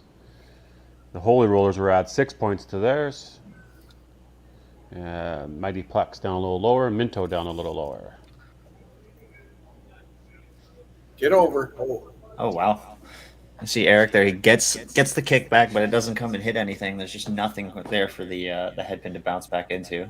So first two matches you see spares. Both of them basically in the same spot here, aren't they? Mighty Plucks and Minto. Fairly similar spots. 4 points, 6 points. So they both need a win to move them up. A couple good spares there. Lonnie with the 12 spare. Minto, of course, just playing one match today. And like I was saying, they've got a bit of a gap in between this weekend, their next time out. So getting those points and coming in for their next week when they do play on a little bit of a high would be good for them. Yeah, because if they don't play for a while, they're gonna be at the bottom of the standings just for the fact that everybody else is playing their games and they're gonna be moving up and going to be getting points. Absolutely. So it's gonna be tough for the Mighty Plucks to look at themselves down at the bottom, even if they know that they've got games in hand. You still want to be in a position that you're into the mix. We see another great shot from Zach and Sean getting up right behind him. There we go. Yeah, both. Doesn't quite get it to roll out. Mighty Plucks seem to be loosening up a bit here, which is good. Yeah, they're shaking it off and they're coming out firing. Yeah. Now Zach's a shooter. He's been coming out to some tour events and he can play and working hard and absolutely and watching other players. He can play. Sean Dino, same thing. Zach is exactly what you want in a teammate because, like you said, he can throw a ton, but he brings so much energy. Yeah. And he'll just it's almost impossible not to be in the game when you're sharing a lane with him. Okay, so a double up there from Daryl. Yeah, and that energy you speak about is huge, isn't it? From a absolutely. player, you're on the approach, you throw a strike, you want to come off with fist bumps, or you want to come off with some sort of a good energy to yourself, whether you punch clean up or you strike for a triple. It's a good way to get your entire team engaged in the shot, even if they haven't even thrown a ball yet. Everyone's there, upbringing, celebrating the strikes, carrying you through the rough frame, getting you back into it to go back and turn it around instantly. It's such an asset to have somebody like that. And that's the key about being a team player and a team member is knowing, you gotta bring your energy to the game too. Yeah, what a great absolutely. frame what a great, to end the first half there, the Mighty Plucks, the check frame or whatever you want to call that. Yeah, it doesn't get much better than that, right? They just build on that now, right? So that's good.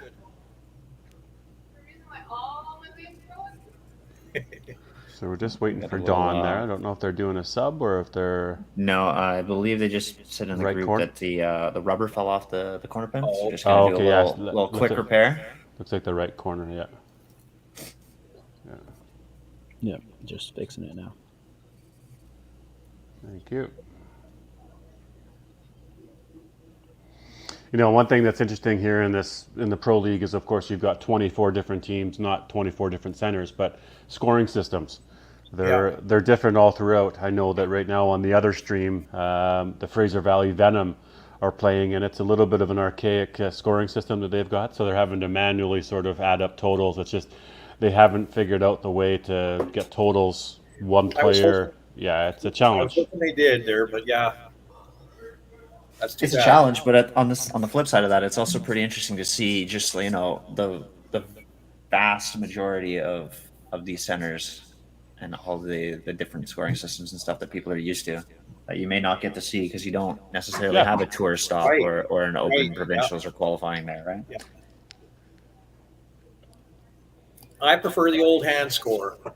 Yeah, break out the piece of paper and start scratching it in. Sitting at the end of the lane with our scores beside each other, and whole lot of fences, hey? Yeah, draw your fences in. yeah, absolutely. Yeah. The big old fence. That's right. I know it's not the prettiest one, but there's just something about Pro Score. It's just everywhere growing up. Yeah. So it's just. I still like it when they show the numbers. 4, 5, 6. Yeah. You look across, you just see the number. That's Yeah. Obviously, I'm a little spoiled now with Jeff and his system. And Nebs, yeah. I heard that's quite the scoop. Carter Stretch talks about that system quite a bit. So Anything that you can think of, he's thought of it and figured out how to make it. He's built it himself, from what I understand. Almost everything in house is built there. That's crazy. Yeah, it's really impressive. All right, so here we are with Mighty Plex, 516 total at 572 for the Minto Maniacs. Everybody's a couple of strikes out there, a couple of spares. We'll have ourselves a battle in the second half. But let's just do a commercial break and be right back with you. Sounds good.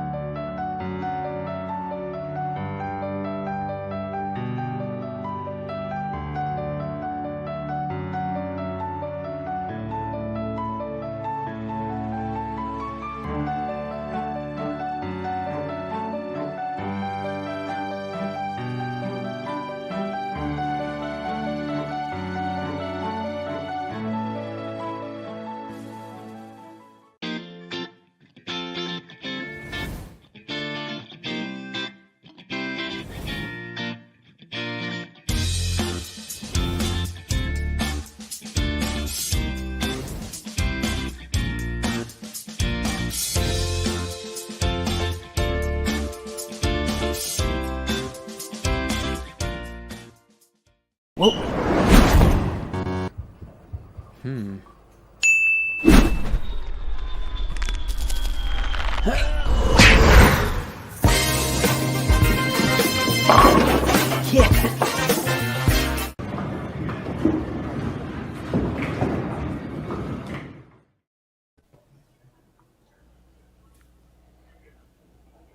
Okay, back in action. Second half. Let's see what that break does for everybody. Yeah, and just on the other side here, you got the Pinslayers and Fraser Valley. They're just getting into the half. Looks like 570 for the Pinslayers to 540 for Fraser Valley. Nice. Do we know who won that first game over there? That would have been Okanagan versus Pinslayers. I do not know that. You guys keep watching. I'll go have a look.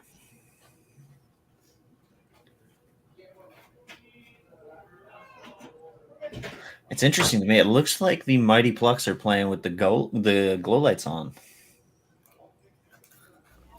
Yeah, it does in the back half, doesn't it? I wonder if they've got a bunch of public bowling there. Maybe.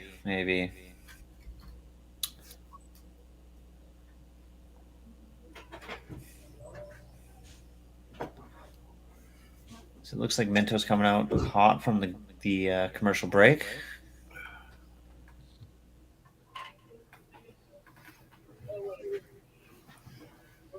Let's see if Eric can clean this up here.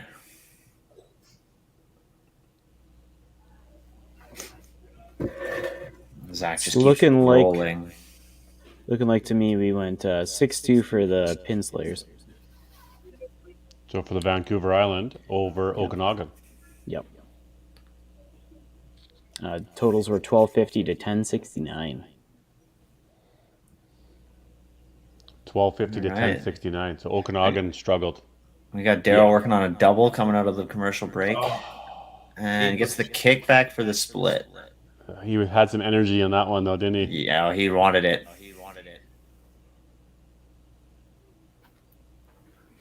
So let's just look up the standings there for the other group. So there's Heartland. They've played 6 games now, so 27. Knockouts, we got them twice in there at 25. The Bombers have been overtaken by the Northern Knockouts. Yeah, it's the Bombers in third spot there. We've played 3 Carnage. Dream Crushers only played 2. Mad Hatters, who have played 5. Regina. So the Pinslayers, you said, won 6 over the Okanagan. That'll bump them up a little bit on the other side here. Misfits got a solid team. Dakota, Fraser Valley here with a couple. So that's a little bit more opportunities again for groups to make some changes here. Absolutely. We're getting to that time of the year where things are starting to even out a bit. So you're going to see some fluctuation.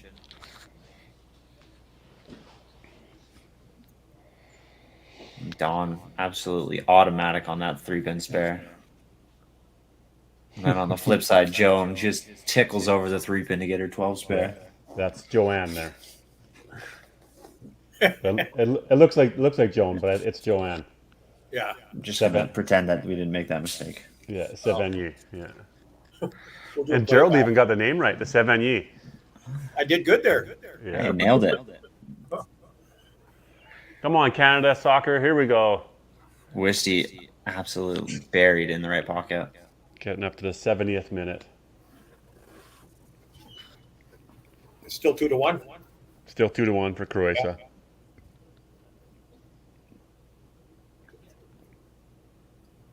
Oh, that just spun over on him, I think, Daryl. Wow. Yeah. Okay, so a couple of those doubles have stopped now for the Mighty Plex. So a tough start out of the commercial break for them. They'll be looking to bounce back here. Looking to Al to get a good count on the bottom and get going in the 7th.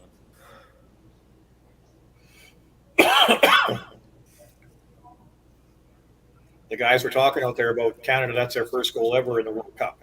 It is, yeah. That's pretty crazy. And it was Alphonso Davies 1 minute in, so I did catch the highlight of it, and it was a cross, and then he headed it in 1 minute 69 seconds, I think, into the game.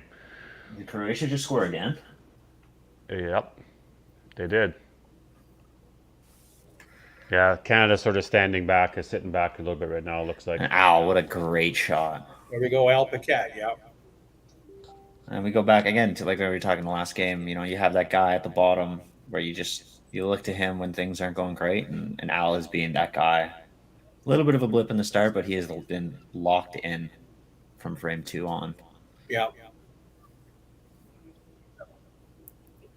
So let's see if they can carry that momentum into the 7th. And we do have a comment here that Timmins does have a glow event for YBC going on. Now, that's cool for them in YBC to watch the pro team playing nearby. Yeah, that is really cool.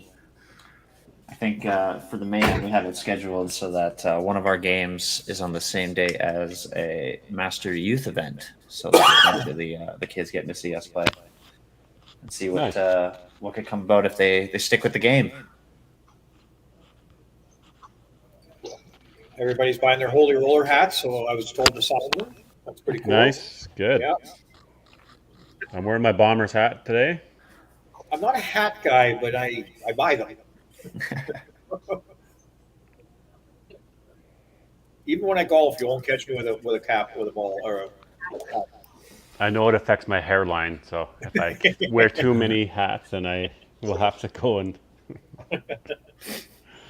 Look at Zach again, another chop off, but he's been all over the middle. And Well, pocket sort there. of too, right? On the side, middle too. That's it, right? You know, he's maybe a board or two away from just absolutely putting the hammer down on them. Another clean one. Huge spare for Zach there. What a great shot on the other side for Daryl. Yeah, he sure would have liked the mulligan in frame 6, wouldn't he? Oh yeah, he really wanted that one, and just ran it a little bit high.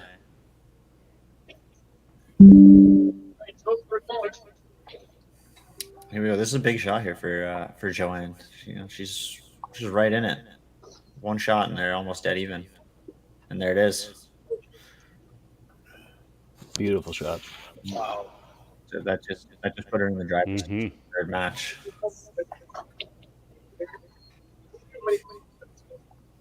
There's a little delay there for the scoreboard versus. Yeah. Yeah.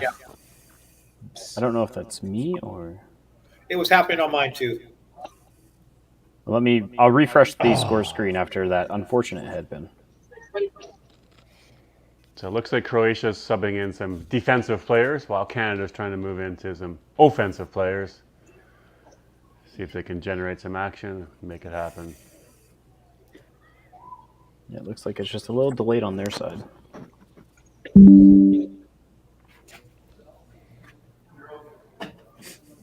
you doing, Sean? Staying loose? Okay. Yeah, is the bar open over there? Holy Rollers, is the bar open? The bar's open. Yep. Definitely.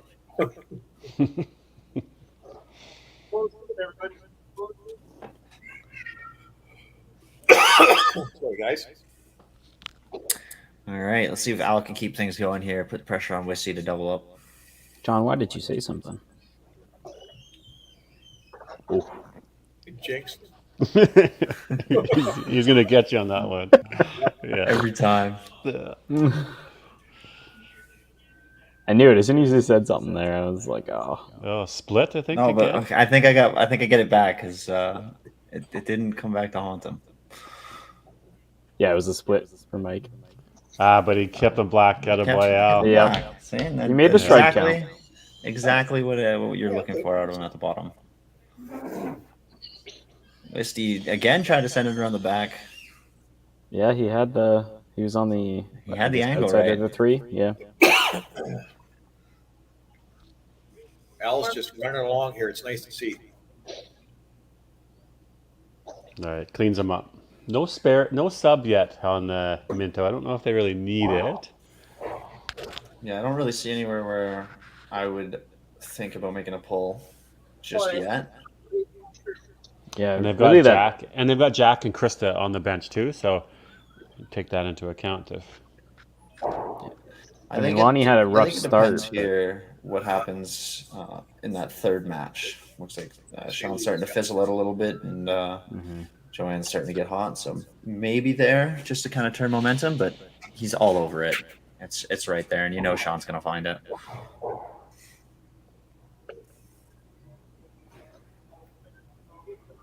Oh, Lonnie knew that was going to cherry right away. All right, so there's still 9-10 kicking there, so an There it is. opportunity. That's So it's not big over.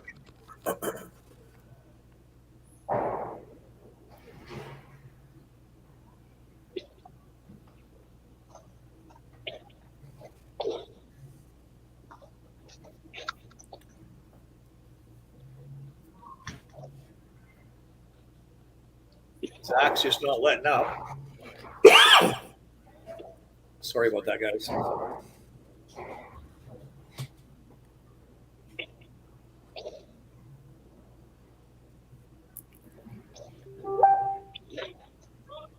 Oh, and there's a little miss. Great Ooh. shot for Daryl. There's some energy. That's what There we're it is. talking There about. it is. He must have been Exactly. listening to us. Yeah. He almost slid over into lane 1.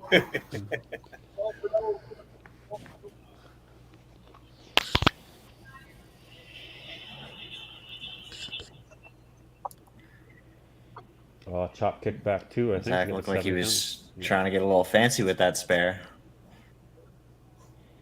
All right, Joanne. Yeah, I think this is a big shot here. Huge shot for Joanne there in 3. And you know what? That's a big double there for Daryl. Absolutely. Puts him at as good of a start as Zach had. He's still right there. 215 with a couple of more strikes.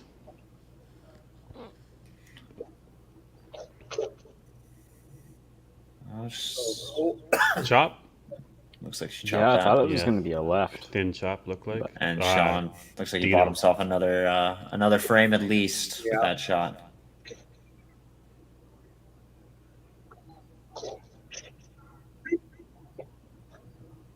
Yeah, it's a shirt. There it is. Gonna have to crowdfund one of those shirts, and whoever has the most chopped cherries for the season wins a shirt. Yeah. That's a stat you need to be collecting, DB. How many chopped cherries for each person? Yeah. It's one stat that people don't want to see, is it? No. That is not a leaderboard you want to be on. No. No, but I'd like to buy them a shirt.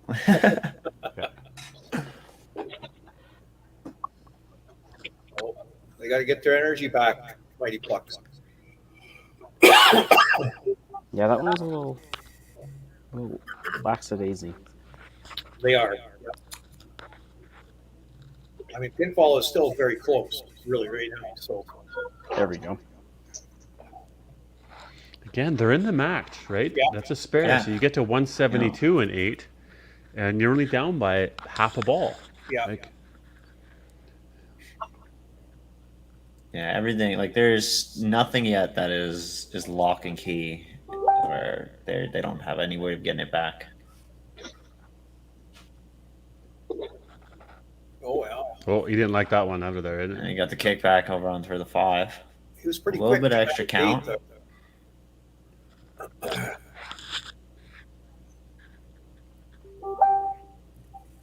Ooh, Wisty pushes to the side too.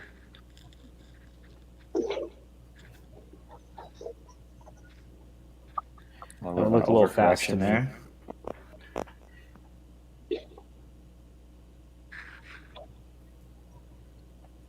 I think we might be seeing a spare come in here, or a sub. I guess the kickback to clean it up. Do you want to comment? I really like the Mighty Plex jerseys. Actually, the Minto ones look good too. Yeah, so there's a substitution there, and Jack comes in and spares it up. Good spare. Good spare. So casual. Yeah, just goes right through the motions into the pocket. Yeah, Yeah, and remember, if you're a spare bowler or a sub bowler, you're allowed to be warming up on the side. yeah. So Absolutely. there's no excuse for you to come in cold like many other traditional open tournaments, right? You can't warm up. But this one, there's no rules. Although that is the rules.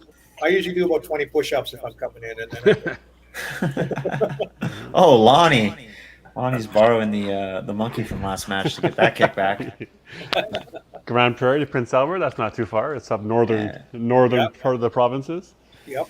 Those monkeys can travel fast. There we go. Eric with the trick shot. I think that one bounced out of the gutter. It looks like he Yeah, was going back to grab a third ball. Yeah, they're gonna fix that. Oh, Zach. Zach, lighten up. Just getting them fired up. This is the frame, right? This is it. This is where they have to accelerate. That's it. That monkey for Lonnie just Well, he gets really the figured kickback, it. and then then Zach goes and throws a great shot and just keeps it going. Yeah. Zach or Sean was looking for the same one. The monkey's heading back to the Grand Prix. Yeah, he's got to get ready for the next game. I've got That it was- set up over here now. Yeah. The only one and We done. just- Yeah. Sticking with the theme of the soccer, it was a short-term rental.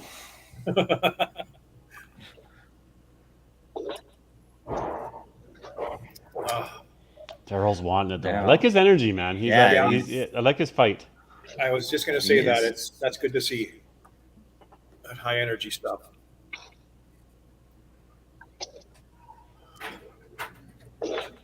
Steven? Got There it. it is. That is a great shot.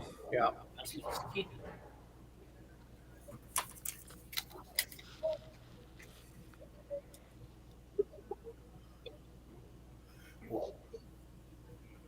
So again, we're looking at this third match where it's just Yeah. it's so tight back and forth, and Joanne has a chance to Get a set mark herself here. up to look good. Oh, and she punched. Jeepers. So get to 185. Still be down by 16. It's still right there. It is. Same with Daryl Goche. Like he's got. I mean, if Don can spare this, helps. But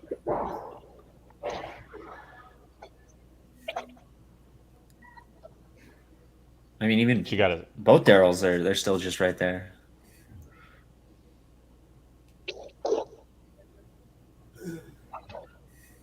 That's tough. You're feeling the pinch, right? You end up punching. She's been on the middle every one this game though too, right? Strike, Yeah. punch, right corner, punch, strike, 12, strike, chop, punch. It just shows how good those bounce back frames have been. Where she's 3 out of her 8 frames have been head pins, and Yeah. she's still right there. And how about that for Jack Mookley? He comes in. Spare and he- strike. Spare strike. Yeah. That's been a theme. We've seen a lot of good fills this season. We had such a good spot for a player to come in, relax, just come in and just rip strikes. Especially like know? if you have a game plan before, like this person is going to be the first one in, and they're over on the side and they're ready and they've thrown the ball and they've got loose, and they just come in and freewheel.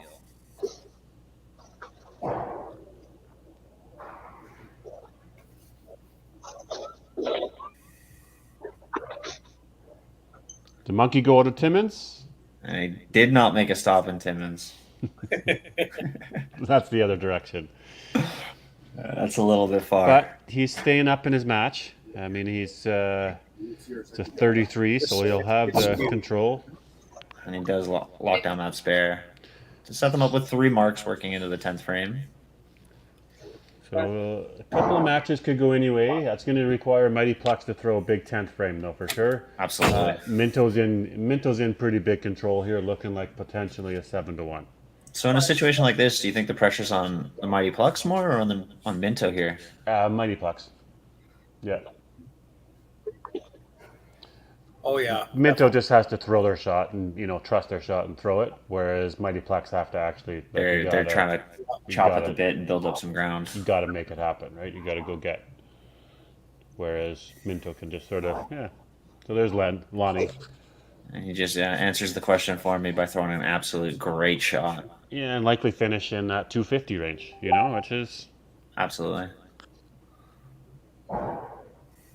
And he got kickback. her. Yeah. He got her. Monkey's confused. The monkey can't make up his mind of where he's going to go. I thought we already had him back here. Must have brought their own monkey. Our lane 6, for whatever reason, is an action lane for whatever reasons. That's why the guys are there.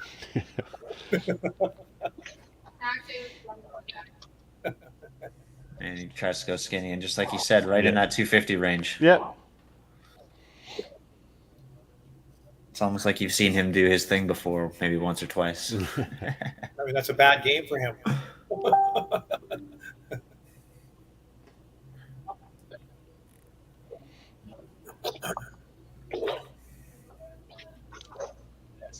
Oh, there's the Ooh, kickback over Darryl there, got it. Timmons. Yeah, good I like job, the Darryl. little flashing light down in the pin deck for this strike.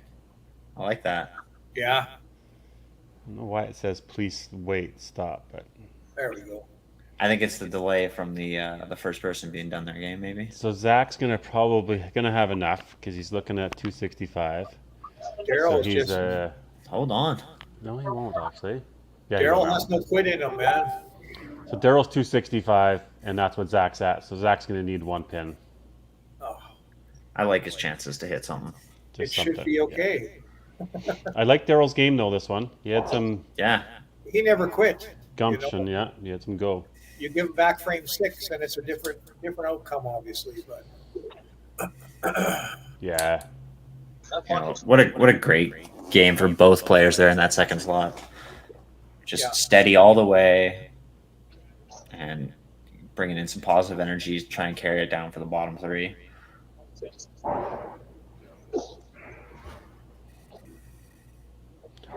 Sean just gets up and throws bombs. So look at this 10th frame there by Minto. That's huge. that's so clutch. Come on, Joanne. Joanne, catch it. Joanne throws a great shot, and they're So- they're both coming out firing in the 10th frame. So you're 21 pins down. You've already got 15, so you're 36. So Sean just needs a drop off. So he's good. And he locks it in with the strike.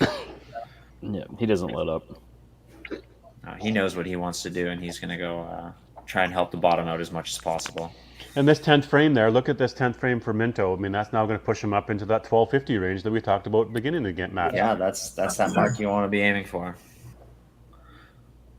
And again, or 35 in the 10th is the lowest you've had so far. Like that's Yeah. 30 count in 30, the 10th. yeah. Yeah. I think that's what you want. But 60 and 910. Yeah, exactly.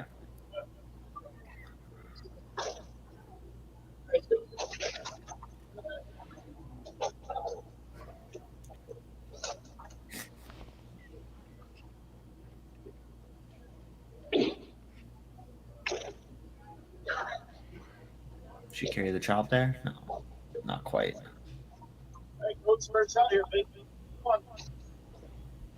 So this match here still has life. Yeah, let's get a point out of this. Get 2 points out of this, Mighty Plex.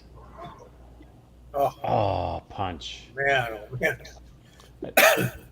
He had the punch in 3, Now I'm not punch in 7. too sure how it is at Minto, but I know in Timmins this is not entirely unsparable. And he sends 3. Wow. Almost on cue. That would have been something. Almost does it on cue.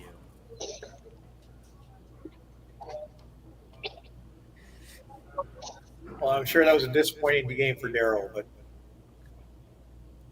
Yeah, it was definitely not what he was looking for in the 10th. no. Oh, ball jam.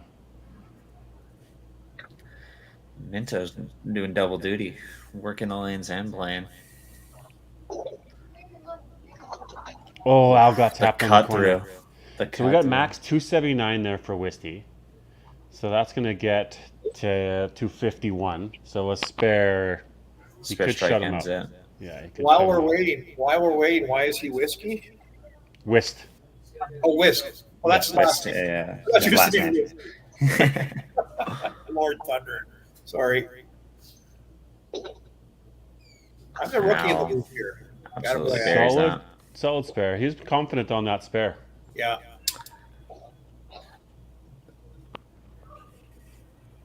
He's making Michael work for it, for sure.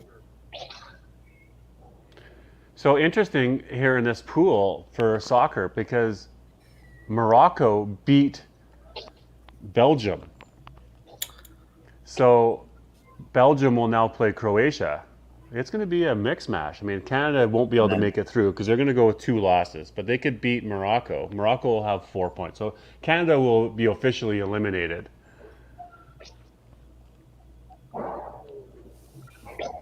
from the World Cup. But now what's going to happen with Belgium? That's going to be the big thing. So it's all good for Canada. They came, they played, they could Oh, and compete. look at this. He might come in and steal his point. Yeah. Can too. And Wow. that's enough, I think. I think it's enough by a couple points. Wow. It is too. Just comes in, goes, Oh my goodness. spares it up, and then goes triple and a 12 count. Wow. What a great fill. Yeah, he came in there after missing, Michael missed in 8. And he came in, he ran the sheet to come back. A tough one for the mighty Plucks there. Well, I thought it wasn't counting in his black mark. So I'm like, oh, he's at 266 without it counting in his spare. I was like, Let's just go like this. All right, we'll get the managers into the mix. We'll wait for Al's in there. Let me just go like this, guys.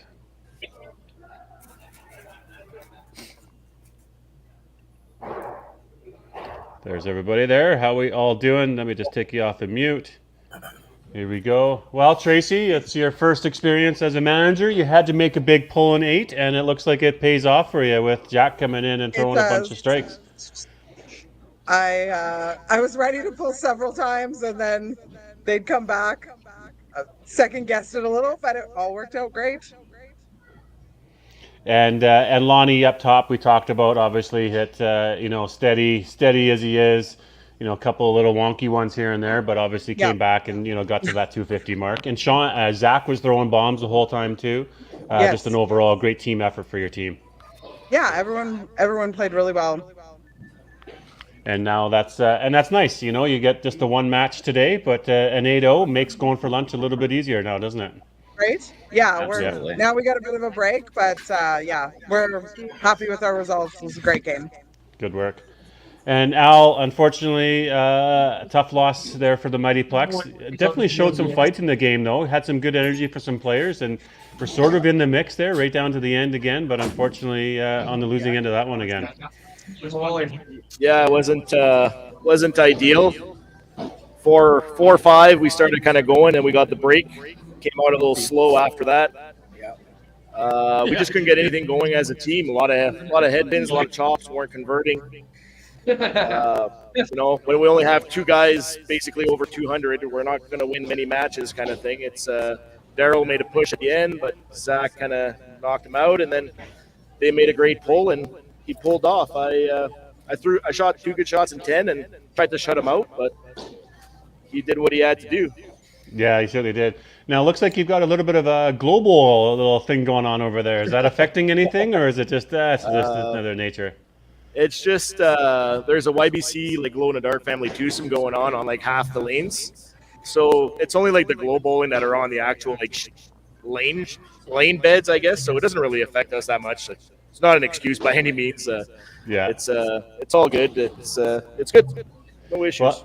Well, now you go to the bar, you line up a few shots, and you take a break before you come back for the next match. Is that the game plan? Well, I'm just gonna put it out there. Last time we got shut out, the next game we actually went 8-0 as well. So hopefully we'll do the same thing. But I don't know. We're gonna take it game by game at this point. I don't think we bowl bad. I think it's just we just couldn't get anything rolling, and a lot of headpins kind of killed our momentum, kind of thing. When we were, I think we kind of vibe off the energy. And like when Daryl was going, and then we all had that kind of 4 or 5, everybody was into it. So we just got to either adjust to that break, but we just need to flow more as a team, I think, and just keep those marks going because it's going to happen. Headpins are going to happen like anything else, but whatever. We'll deal with it with next game. Yeah, that was something that we talked about quite a bit during the game, was just energy levels, and when you come off the lane, are you showing a fist pump, or how are you coming off the lane, and how are your body language means a lot to the team.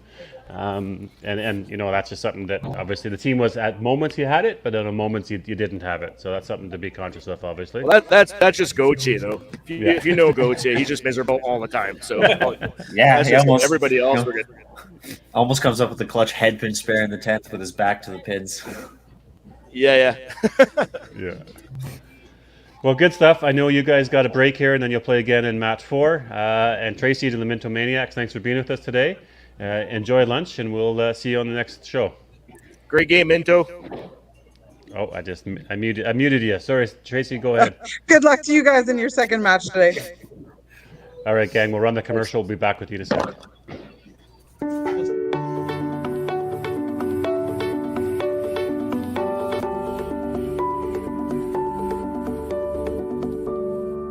Cargill is proud to be supporting a truly Canadian sport like 5-pin bowling. We look forward to watching some great competition from many competitors and bowling centers across our country.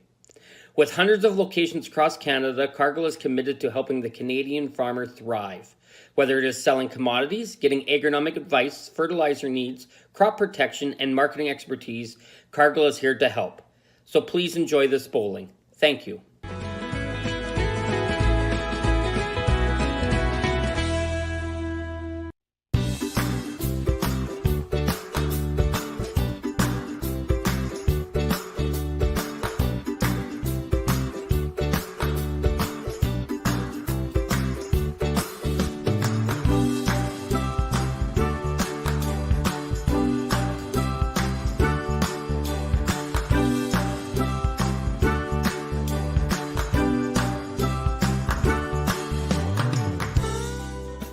When you come to the Canadian Brewhouse, you'll feel right at home. We work hard to make our house your house. With an affordable menu of appetizers, entrees, desserts, beverages, and killer deals on daily specials. At our house, you never miss a play. As sports lovers, we've ensured each location includes over 50 TVs and our signature Jumbotron. The Canadian Brewhouse is the place people want to be.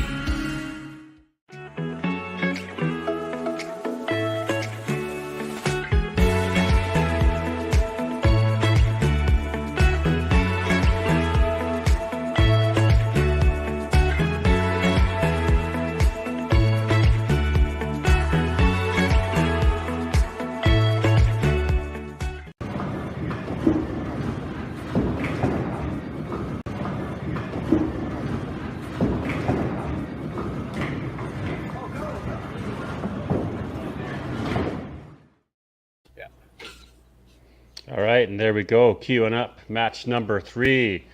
The Holy Rollers going to play the Bridge City Bandits. Gerald, you got Steve there nearby? Steve's sitting right here. Yep, you Perfect. betcha. So let's fire him in there. And at the same time, we'll bring in from the Bridge City Bandits. It looks like we've got Cage Deering. Steve is our manager today. Cage is the manager today. We've got Kara Deering for Bridge City. How we doing? Bridge City, your first match of the day. All set up down there in Lethbridge. Things are ready to go. Team's ready to play. Went for breakfast. We're ready to rock. Nice. Cage, what do you think? Do you think that they're ready to go? Everyone except for Danny is ready to go. He wants to bench today. So. He wants to bench Daddy. Okay. Oh, there you go. Well, it looks like we got a match of Northern Alberta versus Southern Alberta a little bit. We've got the Holy Rollers. We've already played it today. They've got a win, 6-2. What did that break look like for you guys, Steve? Oh, it was good, actually. It was nice to get a good start today here after being off for about a month and a half here. I know we played in October, so everyone was pretty excited to get that win this morning here, and I think we're all rested, ready to carry on into game 3 for today. Good. Any adjustments to the lineup from what you did in the first match, or what are you going to do there? Yeah, you betcha. The only changes we're going to make is we're going to put Corey in at second, taking over for Megan, and we're actually going to start Dustin in the third position, and Tom will be on the bench. Okay, sounds good. That was a little one you had last match, so not a bad change. Yep. And you, Kara, how does the Bandits lineup look like for this match? We're going to go Derek, Bobby, Mike, Danny, Curtis. Michelle and I on the bench. Michelle and you on the bench. Sounds good. Well, we won't keep you too long. Obviously, get yourself at it. Remember, obviously, people on the bench, you're welcome to warm up and keep yourself ready to go. We'll do a commercial break after 5, and then we'll chat with you after the match. So best of luck to you. Awesome. Good luck. Thanks, guys. Good luck. Good luck.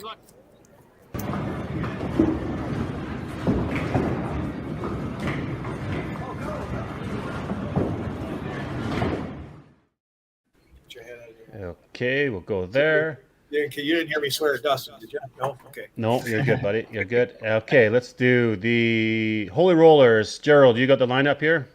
I do, yeah. We got Scott Hoka, who's out in Mexico right now living it up. Sean Tompkins, Thomas Tompkins, Robert Tompkins, Corey Peugeot, Danny Stewart, Dustin Thompson, Megan Clark, and of course our amazing coach manager, Steve Petrosiv. Right on. And John Cowan, how about for the Bridge City? Yes, we got Michelle Manton, Kara Deering, Janelle Moyer, Bobby Verpy, Derek Lewicki, Mike Hershey, Dan Ratty, Curtis Deering, managed by Tracy Riley, and they'll be playing at a Holiday Bowl. Right on. Thank you, fellas.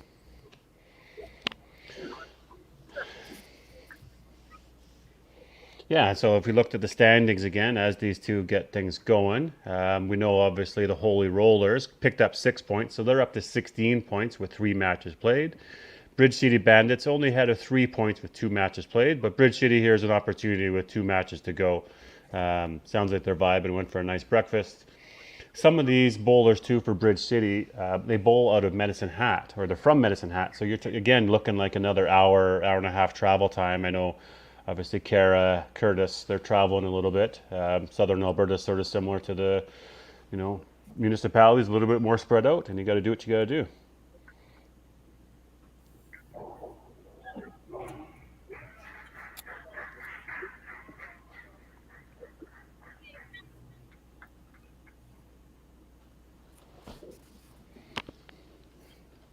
They were just talking about the next match because Youth Challenge is the same weekend in Edmonton as our next match on. In January. It's there for the February one. Oh, okay. Yeah. But it's only Corey that it affects. If Steve's out of town, he can do that from anywhere. And Corey's going to come back and she's coaching the girls for the Youth Challenge. So nice. Yeah. Oh yeah, it's exciting. She said she'll just get up at 4 a.m. and come home. Corey's a player too. She can compete and play, and obviously we saw her at the Opens, or we saw her around and ripping a good shot. So good team member.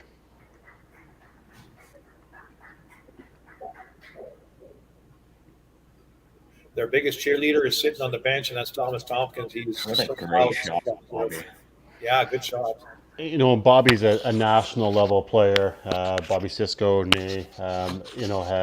has competed and played and been part of that Southern Alberta ladies contingent for many, many years. Quality players. These are 2 teams where I don't get to see many of these people outside of the Pro League, so I'm going to be sitting back and kind of just admiring the way they play.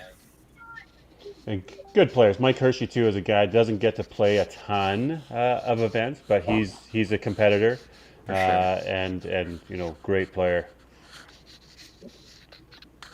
Danny Radeye, on the 4th hole here, he's a heck of a shooter too. Been around a lot.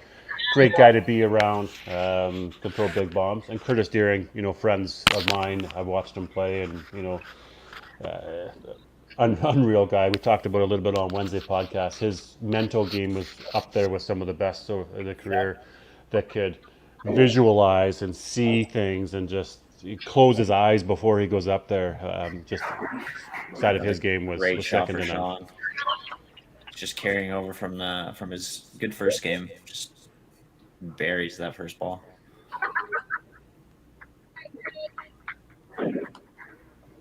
We see the Vancouver Island Pinslayers. They go 7-1 over the Venom. So that's some huge points here for Pinslayers today. Oh, there's that monkey again, coming back for the kick to the chop. Yeah. You got that guy well trained. I do. Big bucks. I hope he's high up on the payroll. Yes. Danny, drop that one. Be right back here, gang. He won't do that again. A nice spare there for Curtis. We got a couple good starts. There you go. It's like you've seen that before. You know that it wasn't happening back to back. Yeah. Mm-hmm. That's always the worst when you get like that head pin chop off and then the karma gets you. Yeah. And you miss the second one. Just any kickback. Yeah. Yeah, true. Like I am awful at 12 spares. I don't get it, right? I don't get it. It should be so easy, and Right. especially after you get that kickback. Yeah. Yeah. It just never happens. I shoot a 12 like I shoot a chop. So I don't aim for the 3. I just Yeah. There's Robert. yeah, good ball. So steady in the number 1 slot there.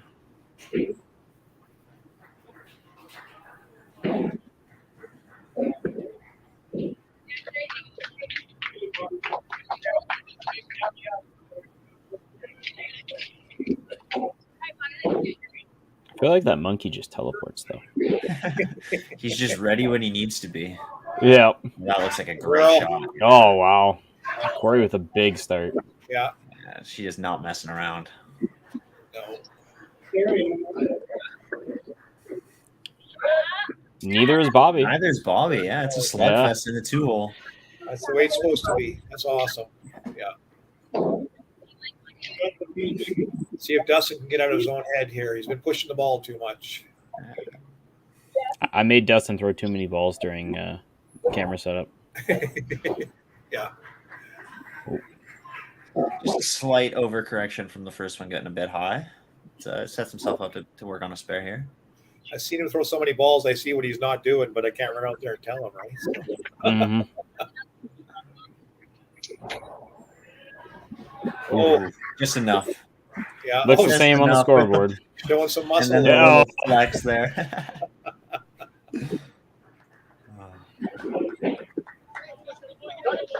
Oh, on the other side too. Same for Mike over there. A mirror image from the north and the south. Minus the flex. Minus the flex. And the flow. Yeah. Wow. Oh, Sean. Another That was great start. automatic. Yeah. Let's see if Danny can answer.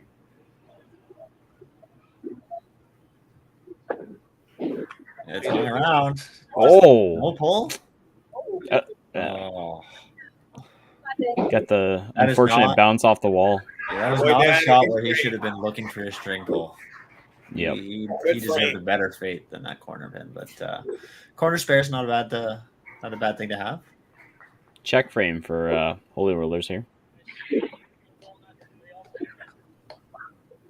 And they're all just looking at the TV.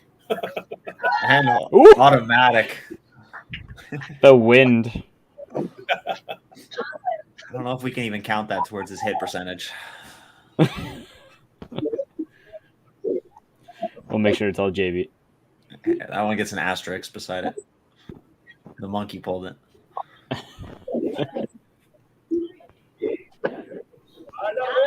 There we Another go. Great shot.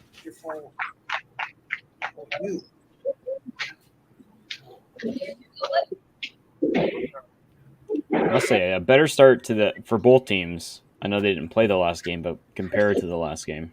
Absolutely. Yeah. And it just kind of looks like they're just feeding off of one another. Yeah. Mhm. They look for Derek to get going here and keep things rolling for the Bandits. There we go.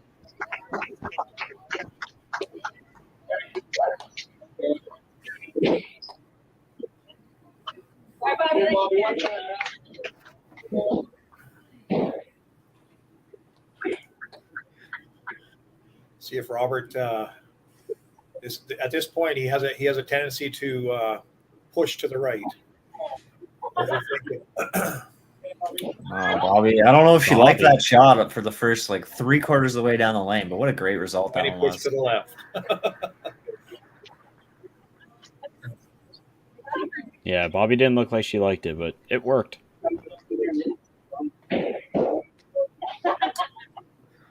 That right there is where you said it all looks the same up on the scoreboard. Mm-hmm. There we Woo. go. There we go. That's huge. Yeah, that was a big spare. It still puts him in a position where he's in the driver's seat to kind of take an early lead there. Yep.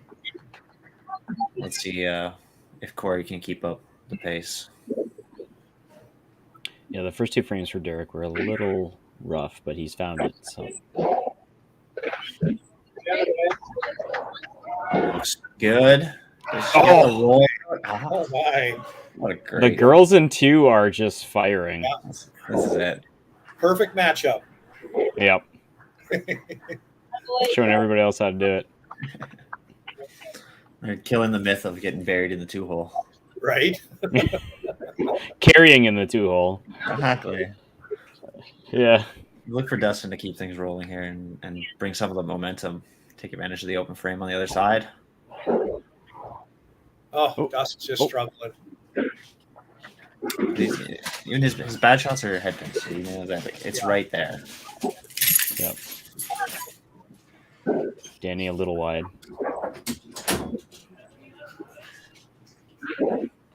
Staying in his match. Yeah, that's it. He pins this out, and he's a ball away, right? Yeah.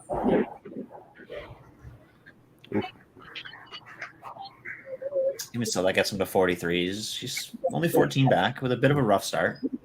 So I'll look for that 4th and 5th frame to really solidify what he's going to do in the match here. Yeah. See if Sean can keep her going here. That's a better ball by Danny. That's No doubt. shot. Yeah. He's so clutch. It was a mirror image from the last ball. Like it looked, other than the pin action, it looked almost identical. And that's always a good thing to work with. No need to tell somebody, just throw the same ball 12 times. Sean's doing it. That's exactly what it is, right? Like, yeah. There's no right or wrong way to be good at 5-pin. Just be repetitive. Good boy, Danny. Yep. Bit of a slugfest this game. Yeah. Well, I know the Bandits have been struggling, but they're not going to lay down. They're absolutely. And with the caliber of every team in this league, they could turn it on and just pile on strikes at any time. Yeah. Especially early in the season, some of the teams that are lower in the standings maybe shouldn't be as low just because they haven't played as many games. Right. Yeah. So every game where you get on a roll just shows where the level of talent is in this league. Yeah. And how you can't take anybody lightly. Derek unable to carry that corner, so let's see if Robert can pile on here and compile another 30.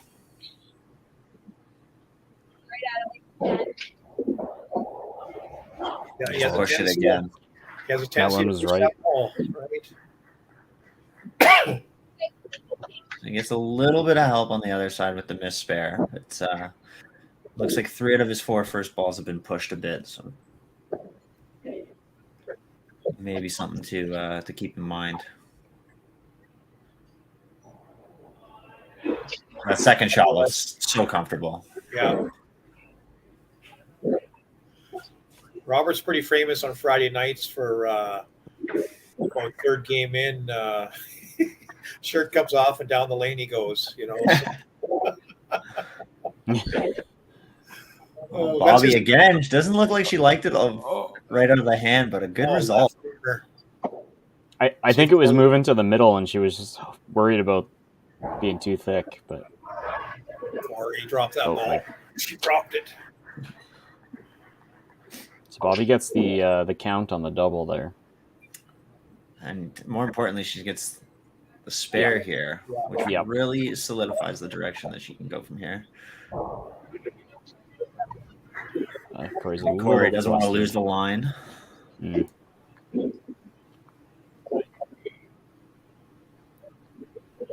This third match is interesting to me because they kind of both are fluttering a little bit. I think it's going to be a matter of who can find it first.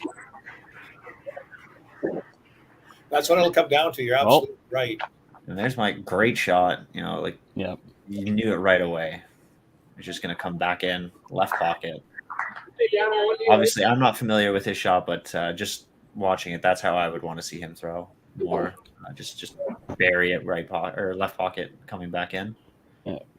I think this is a very important ball for Danny because last frame didn't really go that great, and the other side is firing. Sean is firing, so.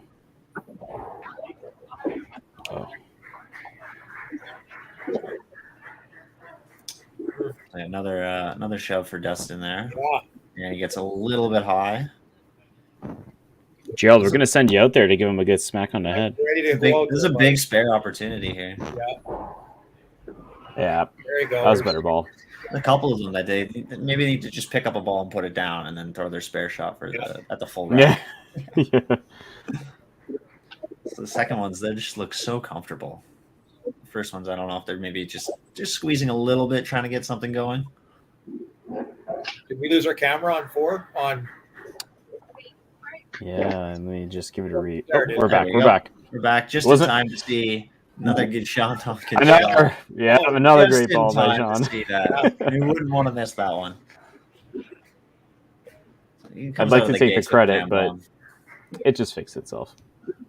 did it? Yeah, it just came back up. Not that fast. And Curtis, absolutely. Oh, another great ball. Lights out. Another Does he get the sweeper? set of We got a doubles. rollout? Maybe? No. Or get some wobble there. Oh. Wow. You ever see overtime? Yeah. You ever see the pin starts wobbling and you swear it's picking up momentum? Yeah.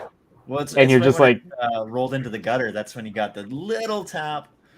Try to make the most of those black bases. Is it just the string is applying some tension on the pin and it's pushing it? Well, I think it was just in that one there, the Yeah. base of the pin rolling into the gutter, so you get just a little tap on the rubber from the top. Yeah. I know sometimes I wish the shield would just stay up a bit longer. I want to see what happens. Yeah. Just give it an extra sec or two. So that last game is Curtis is really applying the pressure here. Yeah. Yeah, he looks locked in. Just a Mhm. one corner spare away from being on the ham bone to start.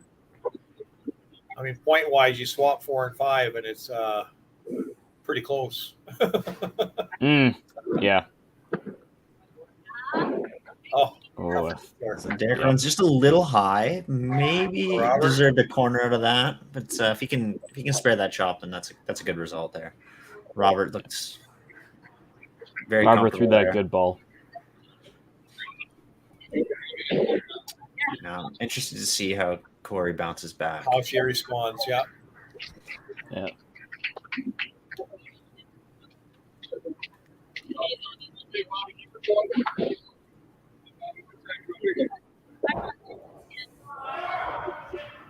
One more. There's the monkey. Ooh. I'm curious, like for you guys personally, when you're bowling, if you get off to like a good start or you're rolling and you have the little flub where you run one high and pick, do you guys change anything? Or do you just try and stick with the same shot that's been working? I see it as like a micro mistake, and I'm not, like they just happen, so I probably wouldn't change too much. If I'm consistently getting that thick hit, because you don't want to rely on those extra pins coming down. Yeah, that's true. It's nice, but it looks it's like not ideal. There we go. Might have a change here on the Probably holy gonna roller change, side. Yeah. I saw that one in the facial reaction. I don't know if he was pulled or if he had pulled himself. But so Tom gets a little 2 balls of warm up here on these. Try and pin his way out of the head pin. And keep it alive there. Yeah, done and done. Oh, and just gets a flat left 3. Doesn't get any help from that. It's a great shot. Yeah, that 3 just died. That I hate that feeling.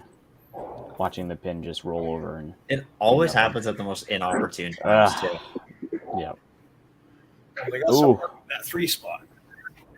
That almost hurts more than the flat 3. Yeah.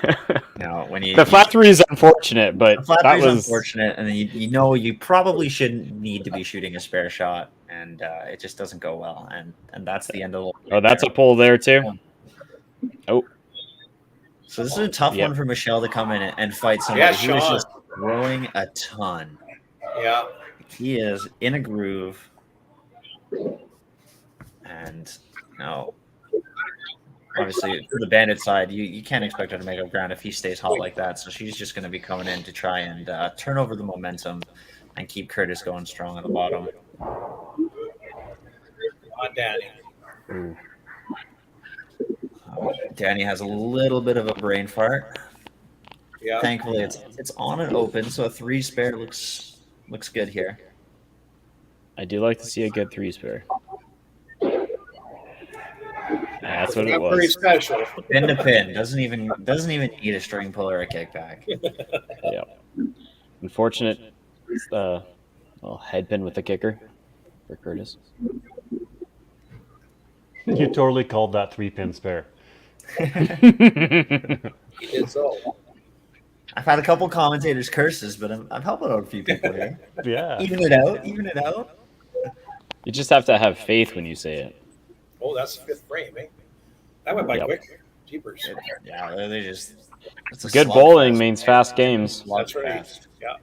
Yeah. 620, 600. They're looking at some 1300s coming here. Yeah. I think so. Yeah, I'm kind of interested to see if they can keep the heat going on the other side of the break. Well, let's do that break now. We'll be back in a bit. Sounds good.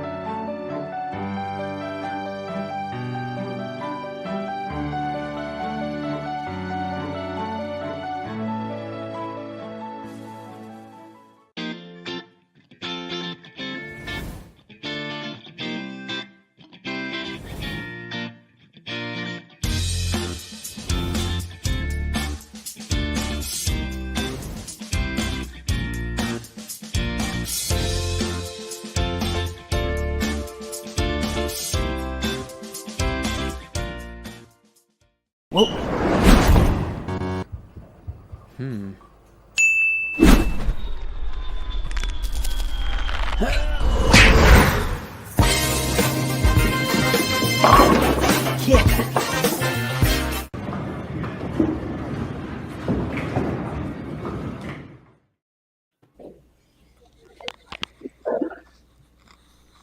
All right, guys, what did I miss here? Dealing with some stuff happening here. Derek, 73 and 4, the spare. Robert's got a game going.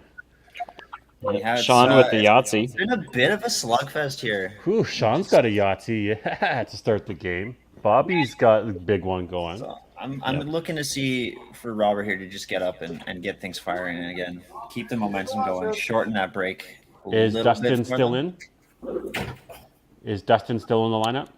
No, I believe there was one switch. Yeah, he got pulled. There's been one pull on each side.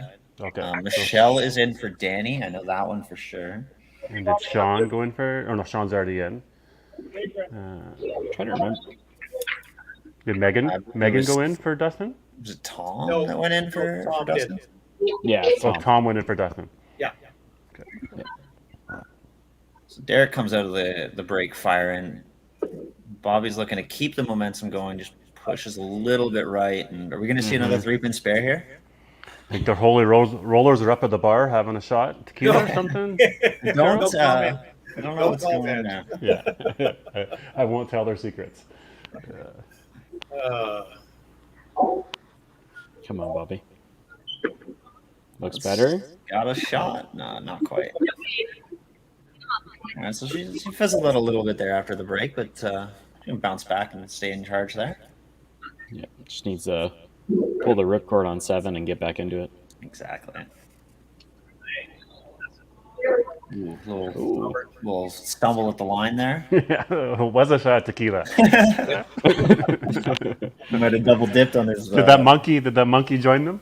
Yeah, I think the monkey. The monkey's been everywhere. Monkey's been out a few times. I think he's working overtime today. Yeah, was it Corey's 5th frame or is it the 3rd? One of them. That was the kick. Yeah. One had one as well, I believe. Ooh. Either Sean or Robert, one of the two of them had a kickback strike as well. Mike throws a bomb. Yeah, He's Mike got keeps tripped going.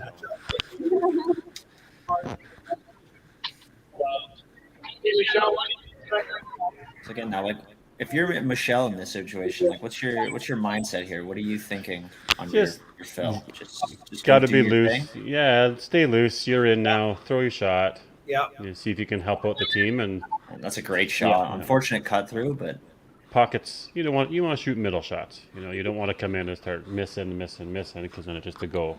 Absolutely. It's just a complete runaway for the other team. So come in, throw your shot. You're on the team for a reason. Another There great we go. shot from Corey. That's clutch. Good. And she gets a spare. Yeah, if I was Michelle, I'd be looking at team total and maybe hoping Sean Just give yourself messes a up chance. after the break. But Do we think that? Game on you. Have we done a life check on Cage Deering? Because Cage member said earlier on that he didn't want Danny to be playing this game. So I wonder if Danny's chucked him into the garbage can or something around there. There's the kid curse over there. It sounds like. Yeah, Curtis is close. Lost it. Curtis a 3 little pin. right there. Yep. I believe in the spare. It looks good. Gets the He pull. got Oh, it, yeah. Way to do it. I think he's going to pull out a shoulder on that cheer, though. Careful, bud. Thank gosh there's no one bowling beside him. Otherwise, we'd call the EMTs. Might have turned 5-pin bowling into a contact sport. Yeah. Oh, let me just get that camera there. We got a little bump there. on the table. Yeah. Just a little excitement, that's all. Yeah. Curtis wrestles with cows all day long, so I'm not sure if he's a guy that you'd want to be messing with. This is the one I wanted to see coming out from the break. Yes. Everybody's watching this one. He's looked very comfortable. And another great shot. Another 6-pack. He kept chucking on the break. He went over to lane 12 and threw a couple more balls. And stayed loose. Yep.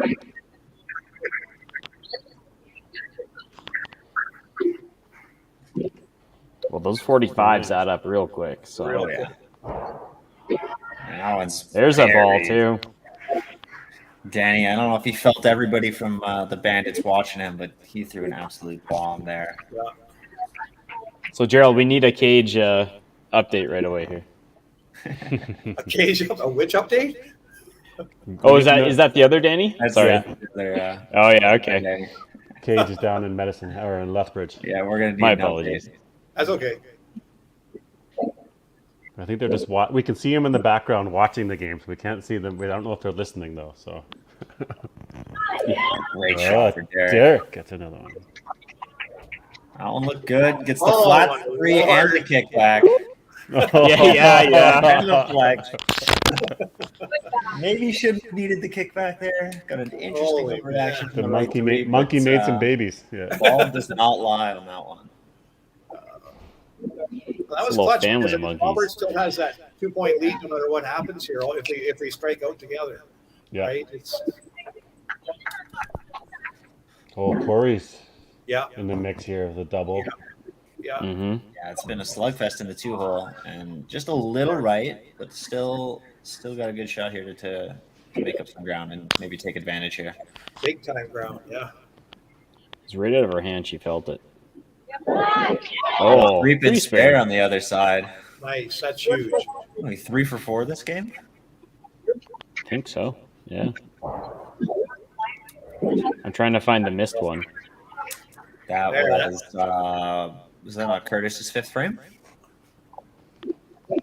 Oh yeah, that's right. It doesn't show the 3. Yep. I believe he went back-to-back 3-pins. Well, this is the match where we need to get some points. At least some pinfall. Yeah. A couple of good matches here, guys. We've got some big games coming. Mike. Oh, He knew that one right away. Threw that The exactly ham bone? the way he wanted to. Ham bone there. Tom Push over. Monkey doesn't pull. quite get the monkey pull. No. Was a great shot. A little high, but great shot. And, I think that's going to be big for him going forward. It is. He just needed to hit. Yeah, you're exactly right. You know, he came in 5 and pinned out pretty well. With that first good shot off the bench, that I know personally for me that feels good once you get that first good one. Yeah.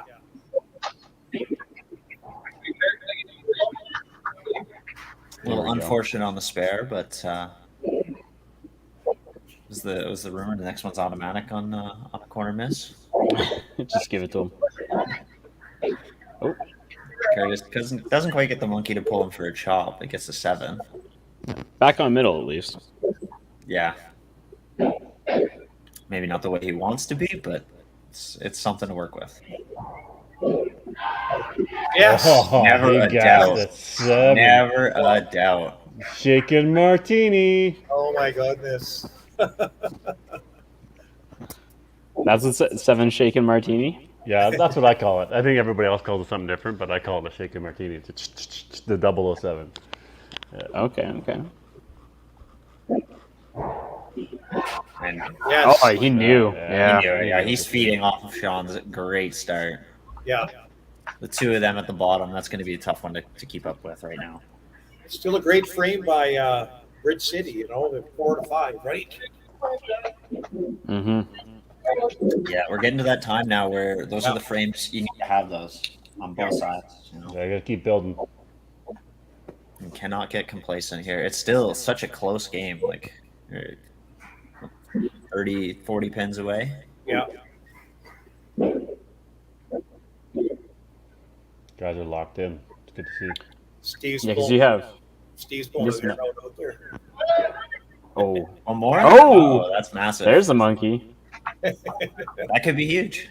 I was going to say you have but desynchronized doubles happening. Not so much anymore. No kickback there. I like to call that a double tap. The ball hits the head pin twice. It was so straight. Yeah.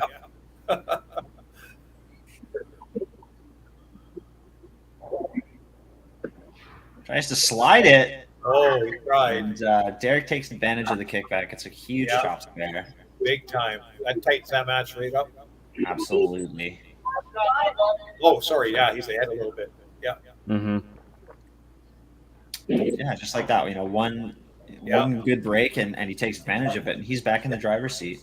Yeah. Yeah. Derek's got that extra ball, basically. Let's look for Bobby to get back to that hot start. And this one looks good.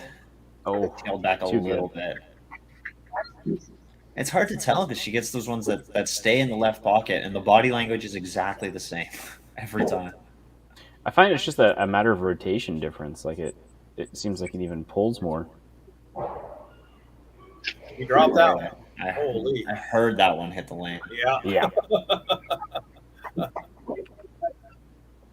They're thinking they got to be bowling. She's in a spot here where that pitch out spare could be enough to give her a little bit of a lead, right? So the number 1 and 2 match kind of flip-flopping a little bit with each other. Gets the spare ball. Outside, too. Makes you live on the edge. Yeah. That match is still very close. So it's interesting because the 1 and 2 are kind of flip-flopping, and Mike's running a string here where Sean in the 4 hole's running a string. So it kind of evens out here, and that spread happens in the bottom now. Yeah. So this is an interesting doubles by Sean and Danny are huge. Gets the flat 3 into the gutter. That does not help. And Tom just shoves it. He's just not looking comfortable right now. Yeah, he doesn't 3-hole. There. Just there you go. Shake her off. Yeah, shake it off.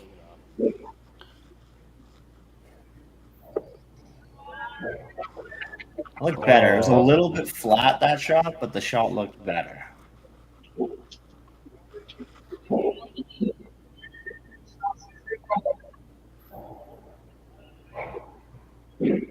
Wow. Way too punchy. Well, he's going to pick up the 90 pins and help us with total there, right? So absolutely.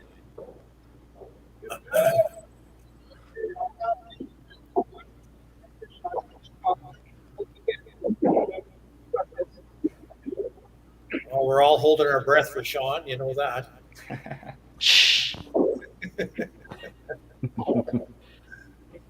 Michelle doesn't quite get it to come back and get the spare. And sailed a little bit. Gets the Oh! 8 ball. Wow. Snowman. Snowman, yeah. Yeah. That pin was just like, I got you. Yeah. Monkey put the banana down for that one. Yeah. Boom. Yeah. Pins And are just Daniel crushed. loved that ball. He knows Yep. it too. He was yelling at that ball before it made contact with the Yeah. lane. Holy rollers came to play. Gee. They did so. Absolutely. Hauke's going to be in Mexico for longer. Amen to that, brother.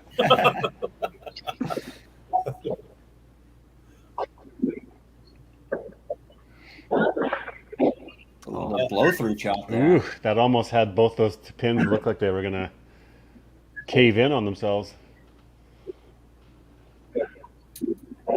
Monkey's still trying to work his way back down to Lethbridge from Shantae frame. He's tired. He's getting a lot of move fit. Yeah. He's getting his steps in today. In light years. Yeah. The air miles.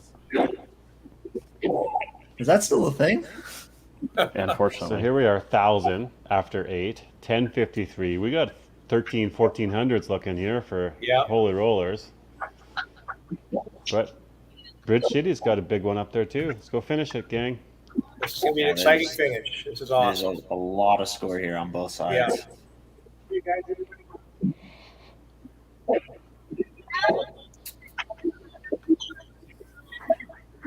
As we tell our youth, you just build for the 10th now. Nothing else matters. That's it. Just build for the 10th.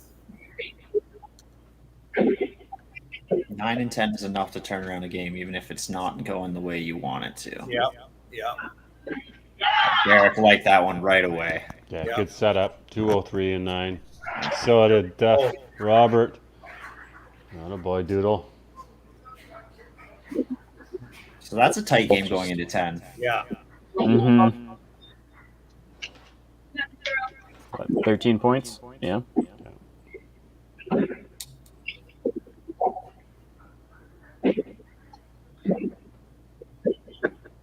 His second game is again, like the body language looks the same with that one. Yeah. Everything just kind of piles on. Stay up, Corey. Up the ball again. Push the last couple a little bit left. Yeah, I was going to say 7-8 were left too. Advantage now over to Bobby on that one. Yeah, absolutely. Yeah, that one's going back and forth, flip flopping. Big shot here, Mike. There. Keeping strike. Good. Oh, yeah. Corey needs his cleanup though. Yeah, a bit of an overcorrection there to the right. Definitely needs to get at least the 5. The tide right now, 1,081 each. Yeah. Bridge City loading up. Those 2 doubles down the bottom are huge for Holy Rollers. Just huge. Yeah. Still need some help from Thomas here, though.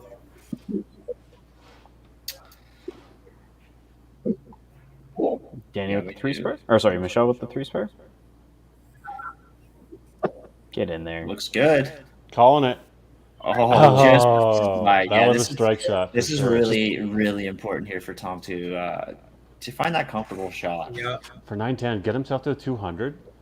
A couple of them. Come on. They're just struggling, man. Yeah. He's just missing one thing. The middle? Yeah. Oh. You're not wrong. Damn. DB violence. He didn't miss that 2 pit. Yeah. Good Lord. Hey, spare's okay there. I threw the entire kitchen sink at it. Hauke's back. He's watching his voice. Oh. Curtis. So what a 9th frame for Bridge City. They're giving themselves every opportunity. Absolutely. There it is. Yeah. Nice. Ice pick. Ice pick. We're going. Everybody get your phones out. Yeah. What do we do? How do we share this? What do? We go tell people? Yeah. We're just gonna have to timestamp it. Yeah. There. Remember when you were talking about taking like little clips? Yes. I think this is it. This is one of the yeah. Yeah. How do we find IPL? Danny kind of stumbles off a little bit and just shoves a bit Yeah. left there. Couldn't quite roll off the momentum, but we're looking for a good second shot here. He has been phenomenal this game. Yes. Oh. His second 3-pin spare of the game. Wow. Nothing like taking it to the 10th, you guys. Second 3-pin spare of the game. I'm gonna go and do a little.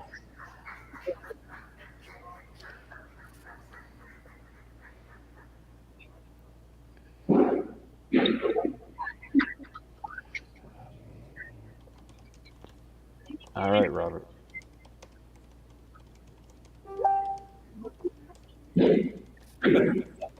That's right, Scotty O. Yes, Robert. Oh. That Also, was clutch. lucky on Derek's side. Another kick back to the chop. Yeah, yeah. So we're looking for him to take advantage of that bounce again, and keep the 10th frame interesting in the first match. Karma was on his side last time.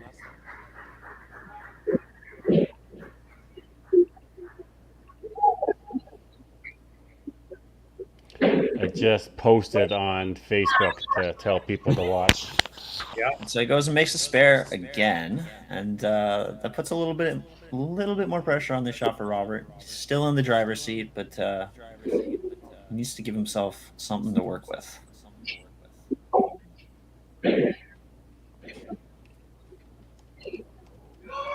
That is a great shot. Beautiful ball. Sorry. He found a good time to really get into a groove.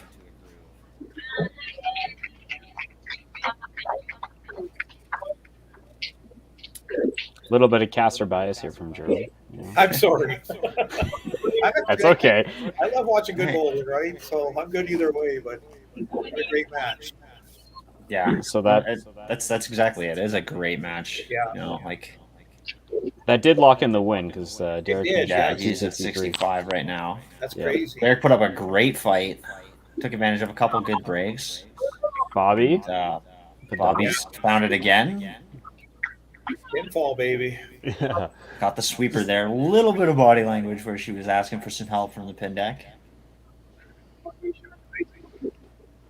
Huge comeback for Robert. Wow, what What a big, great finish. big, And Just push it into the I don't know what happened there. Yeah. It's still Yeah. standing in the gutter. Scott Helka's going streaking with all we know in Mexico.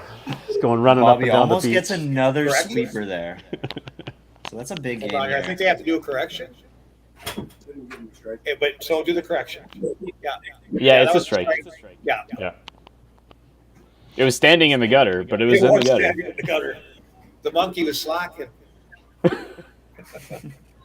So Bobby locks that one out. Pinfall though, Corey. Come on. Yeah, absolutely. Bridge City is doing everything they can to keep it close. Well, Corey has a good 10th frame here, and through the top two matches, you're almost dead even. Yeah. Right? Yeah. Get in there. Oh. Good Leaked a ball. little it's left, but still found the pocket. There's a big spare here. This evens things out for both of them. Oh. Oh, Count back, Just 7? a 7. that's a 7. It's okay. I mean, that's team total there. That's what he was looking for, is to Yeah, he support was the really team, looking to especially the pile strike on going there. 340. Adds a pile.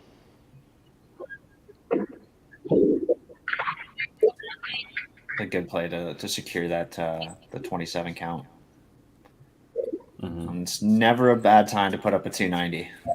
So that's 2-1 so far for Holy Rollers. They're gonna win, or sorry, for Bridge City. They're gonna win the 2-3 spot. Yeah. Obviously, Holy Rollers will win the 4 spot. Keeping that spin so close. Wow. Good game by Corey. Yeah. You know, look at that there, you know. 870-ish roughly through the first. Team total first three. likely looking like it's going to be Holy Rollers. I mean, that's going to be, especially with the double there. There we go. There it is. Tom looks like he found something on that shot. So let's see if he can replicate it and really put icing on the cake there. And Really set him up making for that Sean, square. right? Set Sean up to coming in right after him if he can throw 3 strikes in a row. Absolutely. Just keep the train moving. And you look again, just similar to last game, Holy Rollers are putting together a phenomenal 10th frame. Well, I taught him everything I know, guys.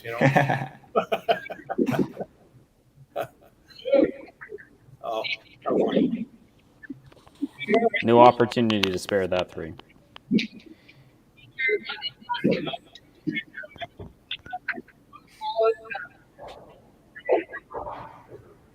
Oh, bit of a kickback. Wow. All right, Monkey, save it for Sean. He's taking 1 frame off. Stretch the old legs out. Curtis gets a kickback for 7 as well.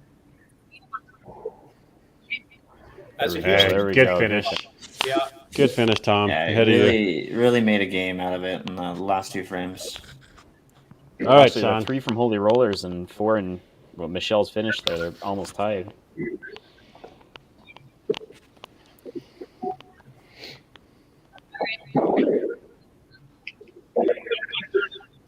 Six two. Got the 10. There you go. 10 bagger. That's fireworks. Yeah, Fireworks. That was the first one. It looked like he was asking for it to get up a little bit. Looking for a big gulp now on 11. He was looking a couple boards to the right to me. At least from the get-go. Yeah. Came in. It didn't quite get as far left as the last few were. Yep. But the power and the angle work. Yeah, and there's just so much roll on it. That one got out a little farther. Oh, Monkey. Oh. Not quite. What a run. What a game. Yeah. What a game. What a game. Good job, bud.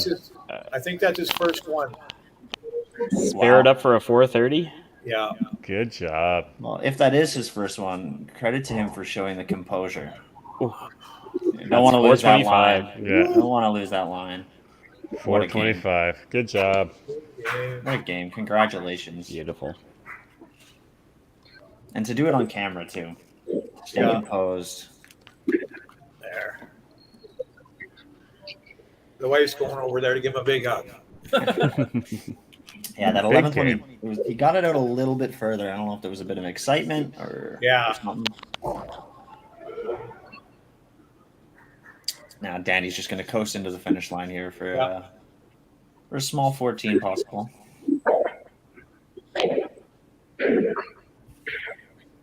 Proud of these guys. They bowled well. Both teams bowled well. I mean, look at the scores on the other side. Yeah, they did. It's hard to be disappointed with a 1280. Yeah. Well, needless to say, Gerald, I think you'll bring in Sean on this one, hey? Yeah, absolutely. You want me to go get him now? I'm good. Sure. Okay. Come on, Danny. Pick the 2 for 1400. Not quite. Oh, no. I didn't get the 14, eh? Great shooting there. Those bottom 2 for Holy Rollers really just kept things going all the way. Obviously, Sean had the monster. But, credit to Bridge City for not letting it deflate them and putting up a good fight all the way through. Yeah, that's 1284, 1390. Remember, like we said, you have to earn it, and they didn't lose it there. I mean, the Holy Rollers earned it for sure. Absolutely. Well, we'll just go like this. We'll bring in some managers. We'll chat them up. We don't need me as full screen. There's the guys. There's Sean. And there's Kara. Well, we got to start with you, Sean. Obviously, heck of a game, man. Yep. Thank you. 10 bagger. You're feeling good the whole time. Hey, talk us through that game, man. How'd it feel? I felt good. Last couple weeks have been just grinding, practicing away, and then it's been feeling good these last few days, and then just putting that together. First 10 in a row ever, first 400 ever. So just Little nerves. When did nerves on the 11th shot? definitely, yeah, I was feeling it. Yeah. My right foot didn't take my normal step. I should have stopped, but now you know what it is. Yeah. It's hard to be mad with a game like that. For sure. Definitely my first. I think I only had 8 in a row. Is my longest streak, now 10. So That's awesome. Well, we threatened to see a streaker in Mexico if you would have thrown a PG, then it would have been a little bit. So definitely, yeah. I We think were you all say flashing you, trying to throw you off, but it wasn't working. You couldn't see us. trying to play the I games. was zoned in. I think what was most impressive is the first 8 looked almost identical. Like nothing changed. 9 leaked a little bit right, and then in the 10th at 11th one you got it out just a little bit further, and it didn't quite have a chance to get over. But what a great game! That's what I've been practicing on lately. Is just my routine and getting that down, and then just doing everything pretty well. And, it was like a mirror image every time you went up. So that was fun to watch. I appreciate that. Thank you. Good job. And Kara for Bridge City, I mean, at 1284, you guys were rolling, had a good game, and there was definitely some shining moments in there. Just obviously up against a tough one when guys running a 10-bagger, but It's Danny. He's had a thrown an 8-bagger against him and a 10-bag. We're just Danny out this game. we were trying to do a life check on Cage earlier on because Cage said he didn't want Danny in, and sure enough, after 4 frames, he's yanked. So Cage yanked him. Yeah. But you got a couple of points. You're at 1284, higher scores. You got to take something out of that a little bit. Yes. I think it's a real credit to the team for sticking into it, even though you're up against a monster, and it can be deflating. But you guys battled all the way through and just came up a little bit short. But it was a tight game almost all the way through. Yeah, great game, Sean. Well, we'll wrap up this game. Good job, Holy Rollers. I know you're going to enjoy the afternoon now after that one. 2 great games by you guys. So a solid day in the Pro League. Bandits, stick with us. We'll see you in a sec. All right. Thank you. Right on. See you in a sec, guys.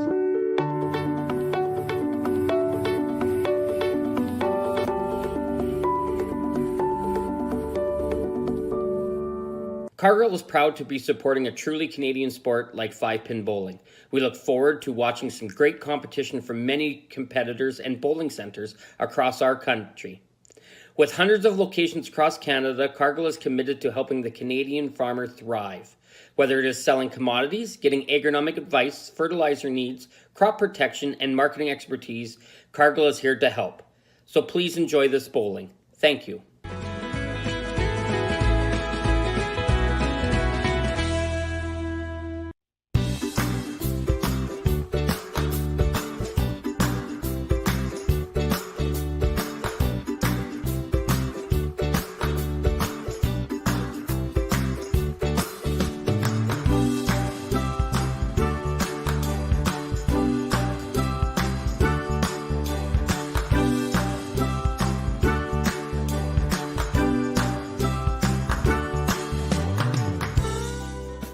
When you come to the Canadian Brewhouse, you'll feel right at home. We work hard to make our house your house. With an affordable menu of appetizers, entrees, desserts, beverages, and killer deals on daily specials. At our house, you never miss a play. As sports lovers, we've ensured each location includes over 50 TVs and our signature Jumbotron. The Canadian Brewhouse is the place people want to be.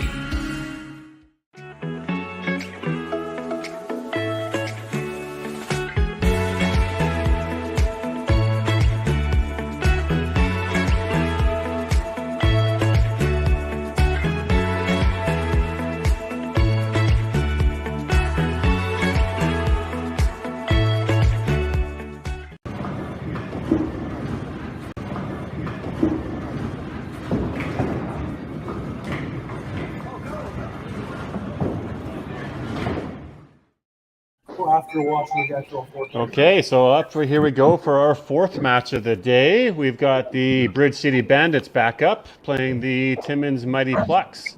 Back in action there. Al, thanks for joining us. How was the break? You guys had an hour off? Could you line up the tequila shots like Holy Rollers did, or what did we do?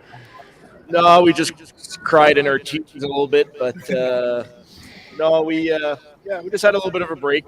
Put the practice ladens on, tried to figure out some stuff for some that were kind of struggling line to line. That's all you can really do. Stay warm and stay fresh and try to tackle the next game. Yeah, you betcha. And Bridge City, obviously, it's what's the thought? Got to quickly sort of remove that one from the mind, and now we've got to regroup and get after it again for this one? Yep, that one's done. Moving on. Yeah. And so both teams now, obviously, Bridge, you've got 2 points here in the first match. Timmins a 0, so big match here for somebody who's going to go home with a few bonus points in their pocket. So any lineup It'd be changes? nice to get the split for sure. Yeah. Any lineup changes for you, Kara? What's the team look like for this one? Nope, we're going to go back to Derek, Bobby, Mike, Danny, Curtis, Michelle, and I. Okay. And Al, you got no subs? Are you sticking the same lineup or any adjustments there? We're going to move the middle around. We'll leave Eric at the top. Joanne, Daryl Gauthier in the middle, Belanger in 4, and then I'll stay at 5. Okay. And it's all about the mojo, a little energy, and see what happens this game, guys. But yeah, last match of the game. Best of luck. Obviously, commercial break after 5. We'll chat with you after, and get after it, do your thing. Let's see a big one for the last one. Good luck, guys. Good luck, Bridge City. Good luck, everybody. All right, we'll go like this.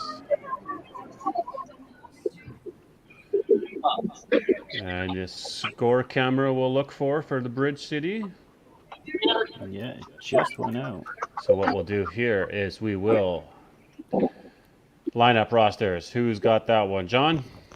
Sure. So for Bridge City, playing at a Holiday Bowl in Lethbridge, they got Michelle Manton, Kara Deering, Janelle Moyer, Bobby Verpy, Derek Lewicki, Mike Hershey, Dan Radai, and Curtis Deering, managed by Tracy Riley.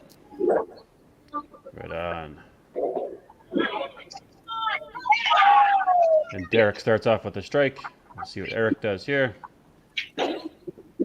Looks good. Gets over to the left pocket. Bit of a flat 3. And Gerald, go for it. Yes, sir. We got Al Paquette, Daryl Gauthier, Eric Dion, Joanne Sevigny, Daniel Bertrand, Clinton Morissette, Daryl Belanger, and manager Al Paquette. Right on. Bowling out of Midtown. Well, not a Midtown. Sorry about that. Yeah. Eric gets the spare. I'm just doing a big post on my HJ's page for that one. Yeah, you betcha. Yeah. I'll work with the Bandits, get that score screen up eventually.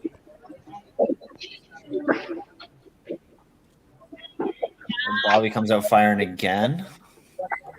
There's another good strike. And, looks like on the other side, we've seen the Okanagan Eclipse beating the Fraser Valley Venom 6-2. We also had a 7-1 win for the Vancouver Island Pinslayers over the Venom. And then the first match, Vancouver Island 6-2 over Okanagan. So it looks like Venom struggled here. They only got 3 points. The Okanagan Eclipse gets 8 points, but the Vancouver Island Pinslayers, they come out with 13 points over on that side. Very nice. That's an impressive day, and never a bad sign to be taking Very double-digit points. Yeah, that's just it, right? Out of 16, if you can take, like you said, 13, that's a big day. If you're taking 11, 12s, maybe that's a 6 and a 5, or a 7 and a 4, or 7 and a 3 Absolutely. even. Especially if you keep it like consistent, like you said, those like 6 and 5 and stuff. Well, makes it a little bit more movement when you have the two teams that you've played for the day not being able to put together a decent amount of points against you. So remember, we'll be making top a big 5 bounce teams, top 5 make the playoffs. So 4th and 5th place in the division will have a 1-game wild card roll-off that will advance to play then into a 2-game semifinal. So you're looking just to be top 5. So top 5 is out of 12, you're probably 88 points is the max. What are you thinking, guys? What's the magic number to be 5th? You want to be 50? Yeah, I was going to say like high 40s, low 50s, somewhere in that range. A little bit over half, yeah. You're going to have a couple teams that are going to be probably high, mid 60s. Ooh, Daryl gets the kickback there on his attempt for the 3-pin spare, but it doesn't help him out.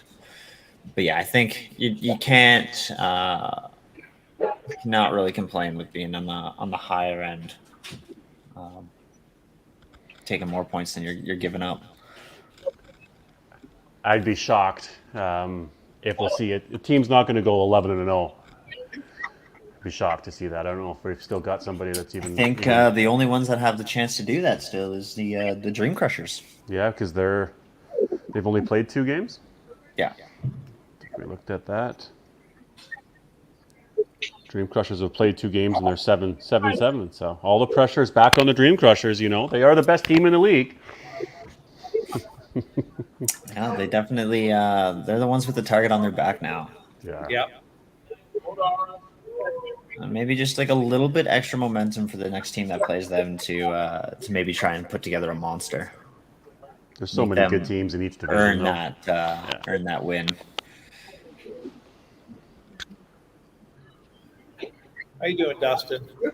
There you go, Eric. Almost a mirror image of his last shot. The only difference is this one carries that right corner. So it's another great shot. And Bridge City they have not missed a beat. Doubles up. Yep. Hey, buddy, safe travels home. Yeah.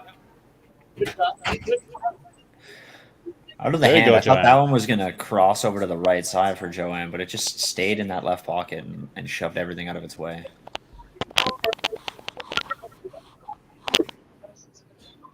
Oh my God! Great shot for Bobby. Bobby's starting hot like last game.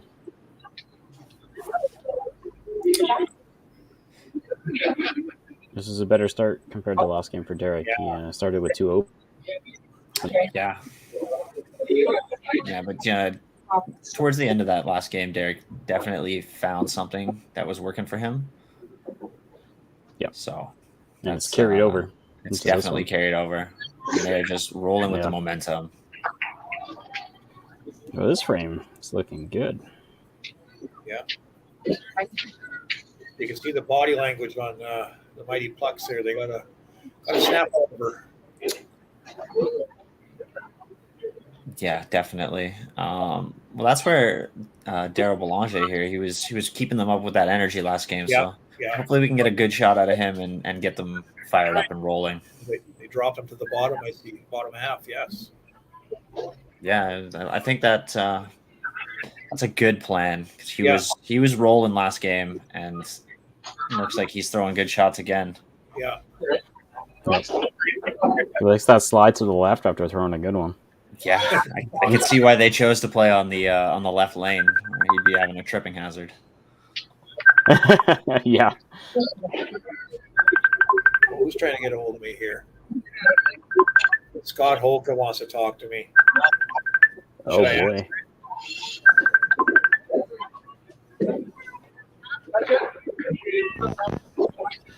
I don't know if we need that on the stream. Curtis shoves a little bit left there. Looking for the spare here to close out a great second frame.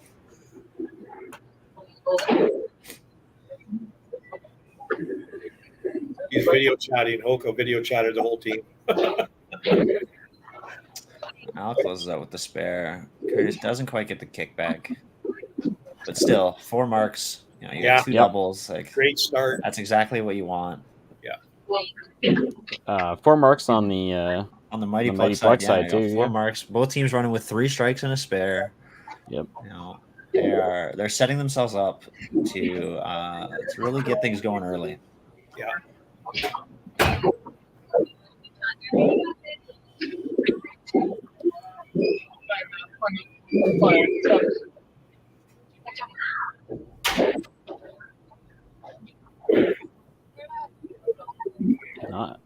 Not liking that ball. Shoved a little left there, but still got 30 working. Yeah. I think Derek liked that one. Just unfortunate little power blow through. And there we go. Just like that. That's better. Yep. 60 in the second. Not a bad place to be. What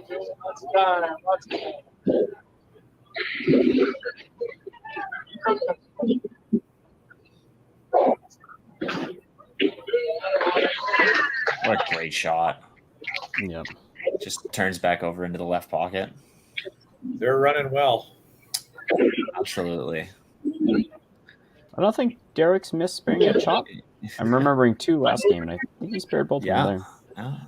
No T-shirt for him. One of them was thanks to the monkey. Darryl goes a little bit thin left pocket and cuts through. Don't know if he was happy with that result, but a spare here, and it looks good. Bobby's just a machine. Holy. Oh, yeah. Yeah. There he goes. Gets that corner spare. Gives himself something to work with here. Just keep the marks running. Absolutely.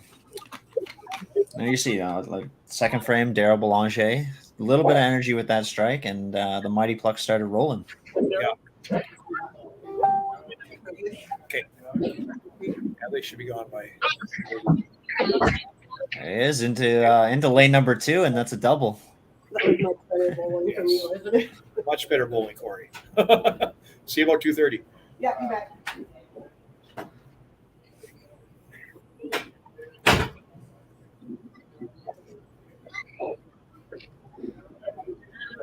Nice. Oh. Whoa. Mike blows through on the inside on that spare. And Al locks down the frame there. So you have 3 strikes, a double. Yeah. Oh, 2 doubles, sorry. 2 doubles for the Mighty Plucks, a strike, and 2 spares. Yep. And They're really that's what we were finding looking it. to see from them. Yeah. Yep. Maybe like Al said, wallowing in those tears kicked it into them. And it puts a little bit of pressure on the Bandits to keep up the hot start as well, right? You know, they just had a big one thrown at them, and you see the team that you're playing start to get on a roll early as well.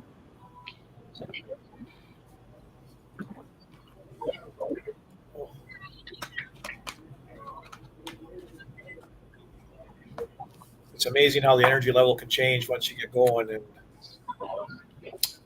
feed Absolutely. off. Yeah. Absolutely. That's my favorite thing about a team environment, when everybody just starts going and it's just constant. Yeah. Oh, there's nothing like it when you just yeah. have 5, 6, or in this case 7 or 8 people who are just all firing on all cylinders. Yeah. Everyone's pumped up and everyone wants to be there. Yeah. Everybody's ready to get up there, throw their ball. Absolutely. And just seeing the way like different players kind of conform themselves to gel into that team is something truly unique to this kind of format. I was about to say, because I'm a completely different person when I play, even on just like a regular league night or something like that. Versus, on a, we were at all events and I was playing with Justin Langrock and things like that, and I was just. And there's just something about a team environment that pushes you when things aren't going well. It pushes you to bounce back out of that, because it's not just for you that you want that score to be good. You want to help the team out with every ball. You go from that league level to that tournament level, it's a light switch. Yeah, absolutely. Yeah. So we go. We got 5 marks for the Mighty Plucks, 3 for Bridge City. Yeah, they got to keep this going. See the Mighty Plucks. And what a great shot for Eric. Bomb. What a great shot. In that right pocket. Yeah, that looks like the kind of shot that I think he should be trying to stick with. Just turns it into the right pocket. Derek doesn't get the rollout, unfortunately. But another great shot over there. And that's keeping that top match interesting. Joanne. Oh, wow. I thought that one was leaking out left. But yeah, I did too. Ever come back? Beauty. I was looking at the line as it gets a little darker in the middle there, but she definitely caught the dry spot and turned it over. So that's again, the second match is just 2 women going head to head in a slugfest. The Mighty Plex keep throwing like this. It's going to feel like a commercial break waiting for the Bandits. They're just getting up there and throwing them, and they're not even really waiting. No, at this point, no, you don't want to. You want to keep the strikes coming. All right, Bobby, let's go. Yeah, this is a big shot because Bobby she's been really good today. But right now, Bridge City needs something to turn over the momentum. She didn't like it. She didn't like it, no. You can see that she saw that one was not coming back.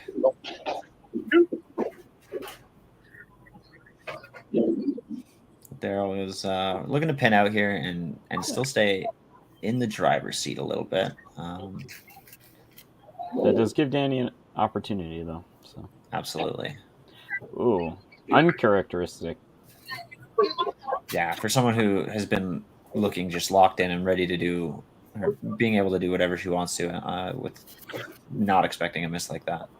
Yeah, even last game, you know, if it was not a strike, it was still typically a middle hit. Absolutely, yeah. We thought most of her misses the last game, we had a chance for the first 3 quarters of the way down. Yeah. So there's a couple big ones here, you know. We need someone from Bridge City to start some positive momentum. Step up, yeah. Throw one big shot and just get the rest of the group fired up, and looking to Al to roll over that speed bump, and just like that. Yeah. Headpin's just a little speed bump. We got a strike over in Bridge City, so I'm gonna refresh that camera and see if I can get the quality up. Let's see what happens next. There we go. It's a bit better.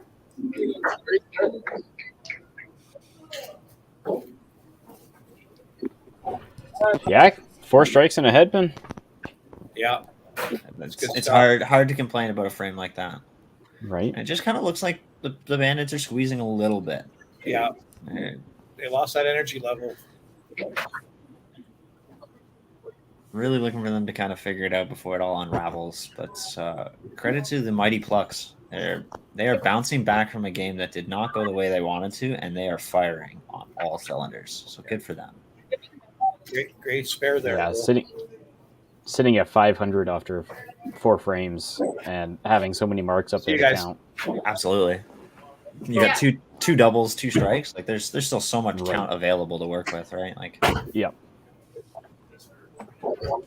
They're not making it easy on the Bandits. A little blurry, but that was a headpin.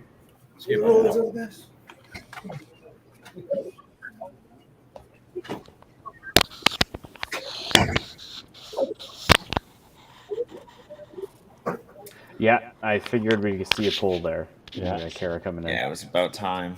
Even just to kind of like change the momentum a little bit. Yeah, Alpecat is not letting up, so nobody on the Mighty Plex is letting up. Fair enough. Yeah, they are proving something today, one way or another. They are going to show that they are here to stay and they're meant to be here. I wonder how that drive home is going to be now with Curtis and Kara.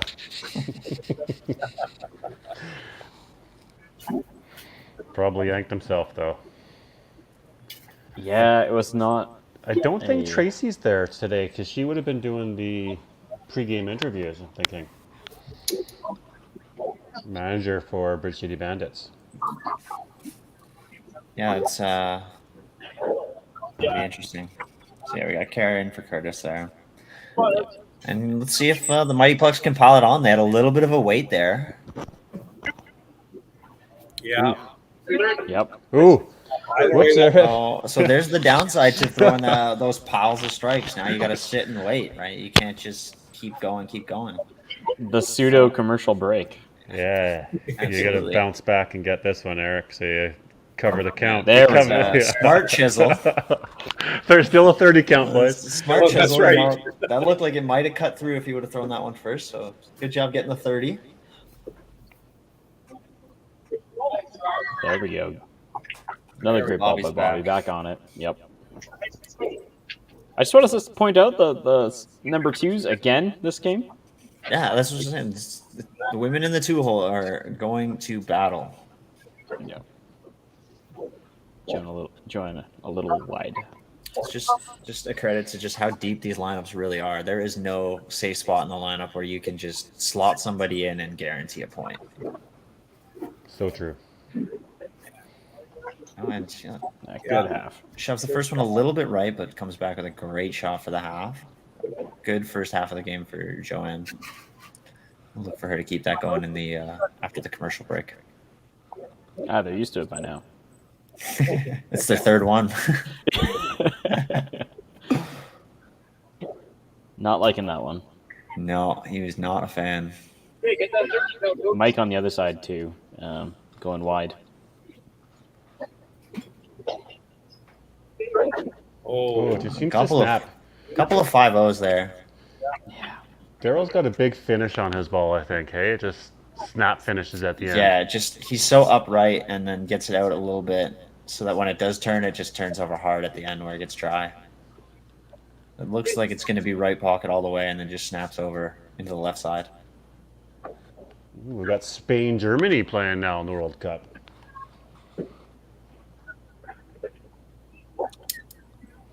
I'm thinking Bandits needs this commercial break. Yeah, I don't think it could have come at a better time. Yeah. Go line up that shooter that the Holy Rollers. They're waiting for the monkey to make his trip down to the south side. Well, it's the afternoon here now. Yeah, it's happy hour somewhere.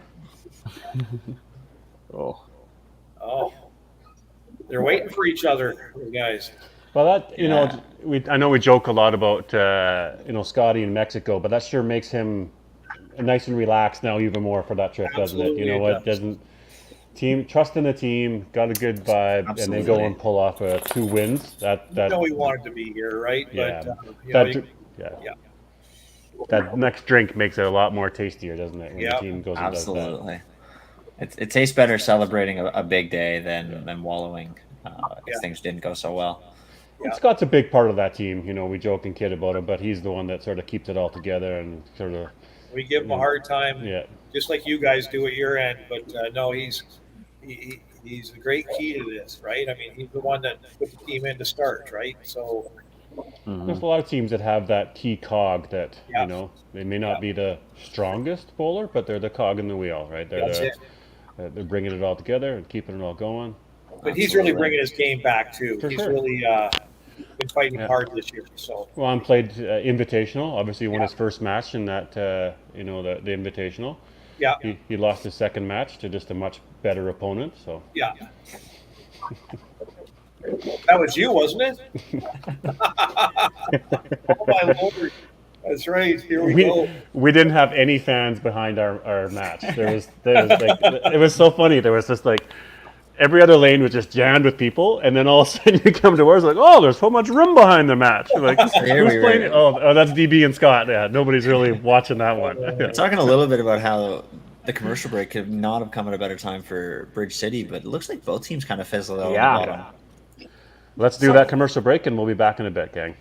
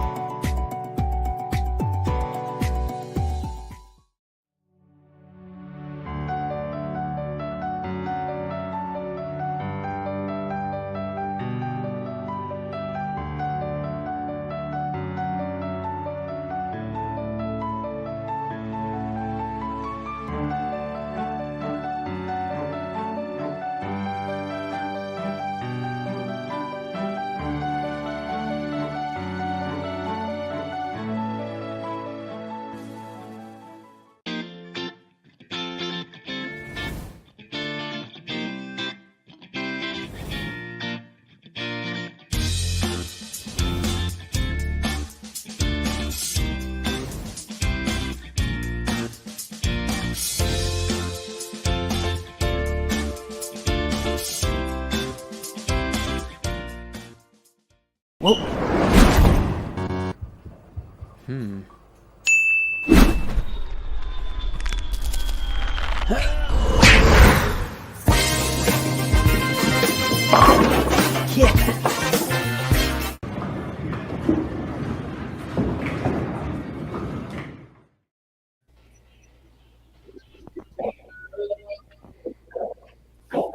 All right, we're back. Yeah, it shows a 6-11 for Mighty Plex versus the 506. Only one mark, 2 spares versus 2 strikes. So, lots of game left. Yeah, let's see who comes back from that break with a better refresh. Eric, flat right 3-pin there. Takes away what should have been a good start there. But, spare's not a bad way to start as well. I was about ready to call it, but I would have been too early. There you go. No, both teams. Oh, both coming out. Derek setting that double up there. That's key.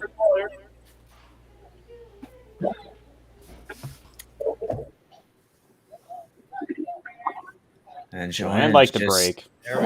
Just keeps on trucking. Yeah. Yep. Probably didn't like that one. Leaked a little bit left. Yeah. Spare keeps it still fairly tight, where she's right in it.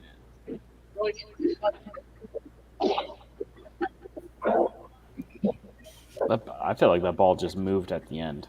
But. Yeah, it's turning over late and just running away from the pocket. Well, we get some nice spare there.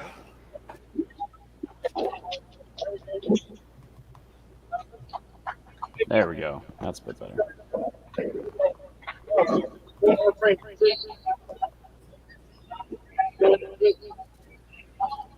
All right, the Bandits' second half here.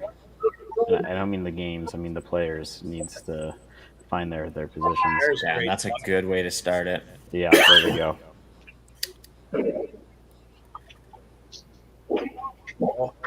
I guess the push off the sidewall, but nothing goes down with it. I thought I might swing and take the 3, but. So look for Daryl to get the spare here and inject a little bit of energy into them. Keep the momentum going. Definitely can see that's where he fits in the best on that team, where he just ignites the next person behind him to keep going. Yeah. Gets Al all fired up. Yeah. Danny Rada just having a tough go here today for the Bandits. Yeah. Al looked like he felt like he got away with one there with the chop off.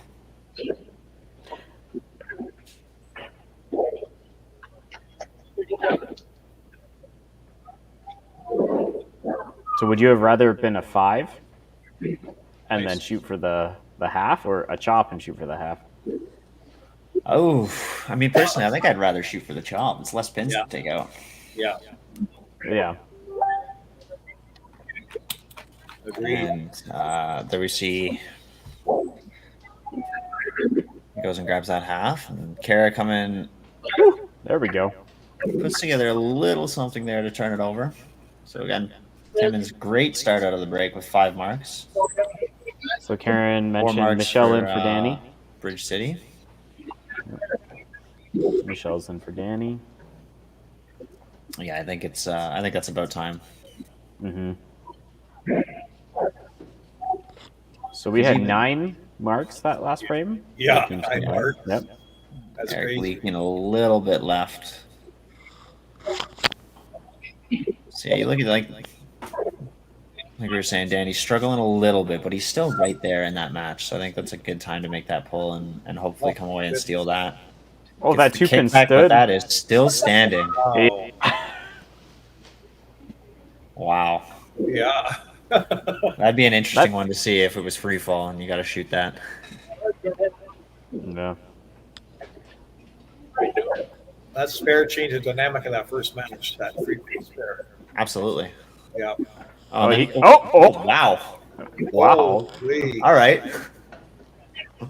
Just how he drew it up, I guess. Yeah. And did she get the pull? I don't think so. Another great shot for Joanne, though. I mean, the ball was so good, we weren't sure. She got right in the way. Yeah. That's a good one. There it is. Thanks. It just clipped it.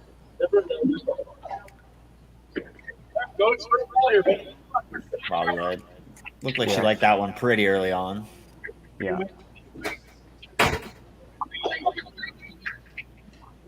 There we go. Daryl found one. And he's pumped up coming off the lanes.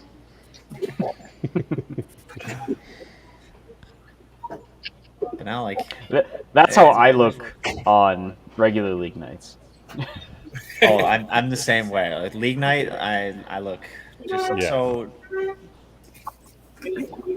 Just get me in, get me out.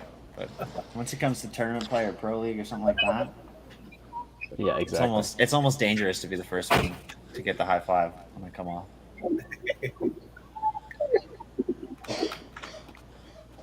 That looks good. Yeah, you don't want to be the next bowler up collecting the first high five. You gotta, like, a bench player or a coach or somebody else needs to take that first hit. I've learned over the years to only high five with my left hand. Like, me too. For the most part, is that right hand. I'm the opposite. I like having that tingle when I'm going to throw. Like even in match play, like if you're playing a guy, in a tournament, and you do the nice little high five, I always go with my left hand because you never know when a guy just taps it a little bit harder or something. Yeah, or if they're wearing like a ring and they catch your finger a little bit. Yeah. I guess I just screw myself over. I'm a double high fiver, so. Yeah, I'm with you on that, Mitch. Yeah. You get two hands, but I also like the tingling. The sting. Yeah, I don't mind it. Yeah. The sting is good. I used to have an ability that I could punch something and just knock it, and my knuckle would grow about 2 inches on top of my fist. So I had to make a choice. Open experience was a mixed team, and so I bowled 4. I had Ian McLean bowling 5, and Barb Chapman was a little bit older, and the bowling 3. So we had a system that Ian would take the first hit, and then everyone else was fine. That system failed dramatically when Barb had left her towel on the ball rack as I had thrown a 5-bagger, and I have never been more scared for somebody in a bowling alley in my life. But Tim, the Mighty Plucks are just keeping things rolling here. Yeah, 10 straight set. marks. Yep. So that break has really been no hindrance to their hot start, and Kara is coming out of the back half. Good girl, Fire. Kara, double. Yep.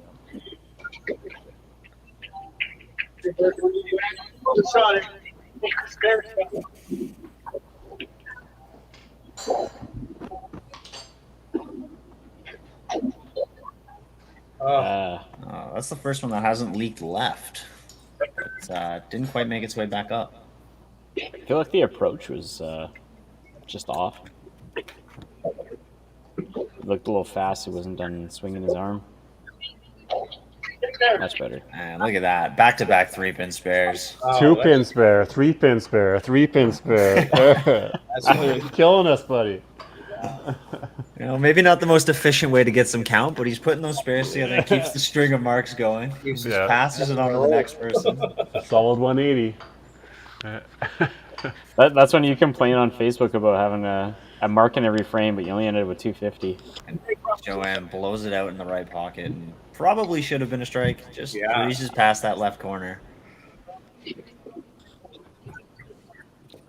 She's been really good at having basically anything. She's been steady both games for them. It's looking. Oh, she needs those the Bonnie Dune and the Neb 17-inch centers. Yes. Yeah. I'm not quite sure. Is there anyone else that you guys know of that uses the 17s? I think there might be one in Winnipeg. I'm not sure who it is though, but I feel like there might be one. But yeah, it's interesting to see. Hey, like why hasn't there been a lot more centers go to it? I mean, obviously cost is the one thing, but not feeling the value, not feeling the want, or what's like. Gerald, have you thought about it up there or looked into it at all?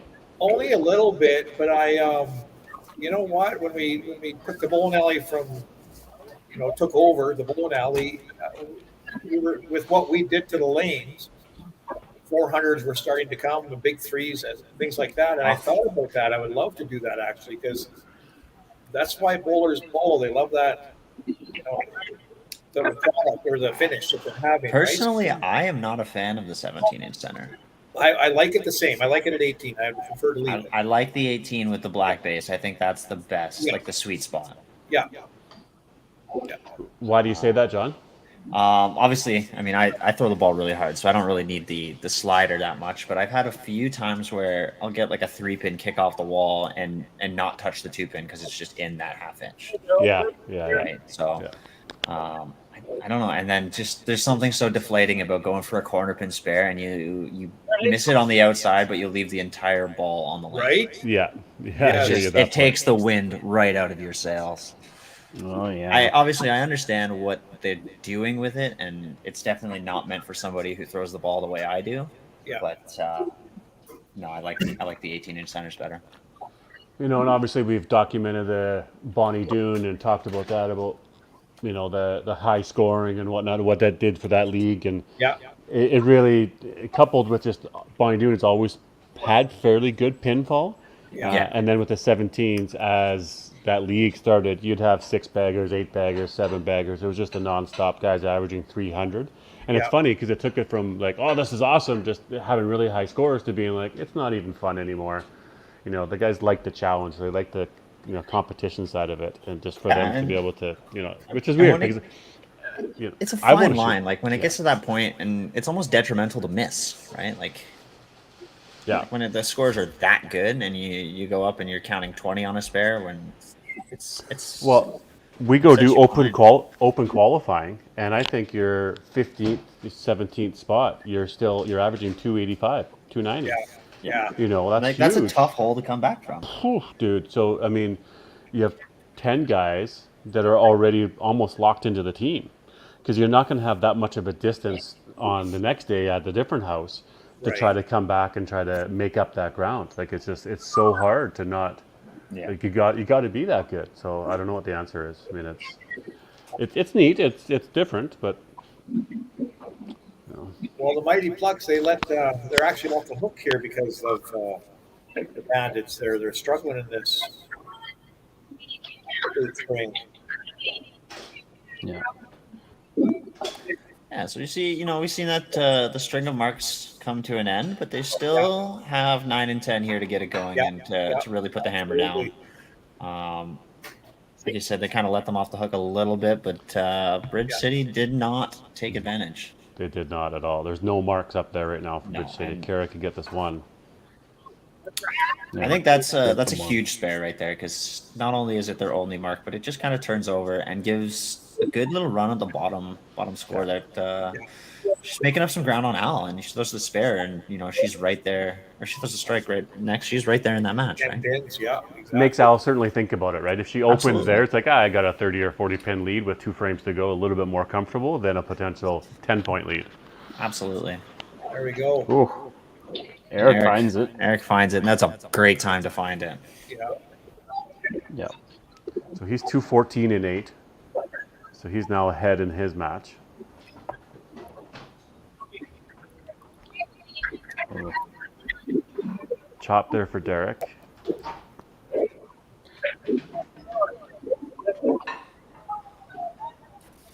Joanne just a little wide.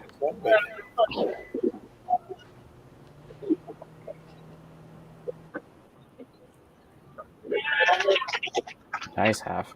There we go. And Joanne sticking to her MO, or she's just been steady on those spare shots. That was solid, yeah. Yep. It's fun to watch that. But with that miss, she did open up a little spot for Bobby to make some ground up here with a good shot. And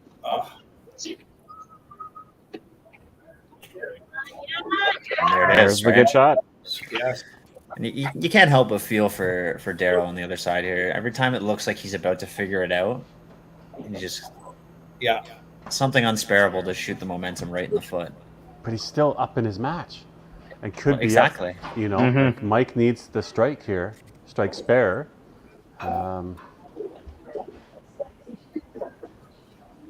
You look at that score, and like 3 and 4, he goes left spare strike, and then has the whoopsie frame, and he goes strike right and misses the spare and comes back with a split. Like It's just when you think he's gonna find it and really turn it on.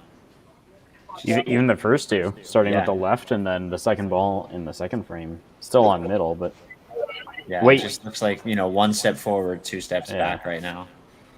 No, that was Derek who got the 3-pin into the. And Daryl comes up and he throws a double there with a great energy coming off the lane. So I'm like Daryl's game today, Belanger. Yeah, he's been steady, he's been good, and he's been really bringing that energy that we've been kind of just keep circling back to. Like he's really slotted himself in as the guy to get a run going. It's how you come off that lane. You once you throw your ball, you kind of come back with pace a little bit, right? It just shows that sense of fight a bit, that hunger, desire, that Yep. And sets up L. For ninth frame for Mighty Plucks. Yeah, so they're 1050. They're working on that 1250 here at some point, getting up to there, which is that point you want to. Grid City's struggling. Big spare for Michelle there, and again now Al did throw the strike. We're looking for Kara to keep applying the pressure. Yeah. Match him in marks. Absolutely. Just regardless of which one of you goes first, just keep making the other throw the shot. Yeah. There's still a fair number of close games here that get in there. Looks like she likes it. There we go. She has every reason to like it. That's a great shot. Put some pressure on now and gives herself an opportunity coming in. Mm-hmm. It's a 174 to 184, so 10 points.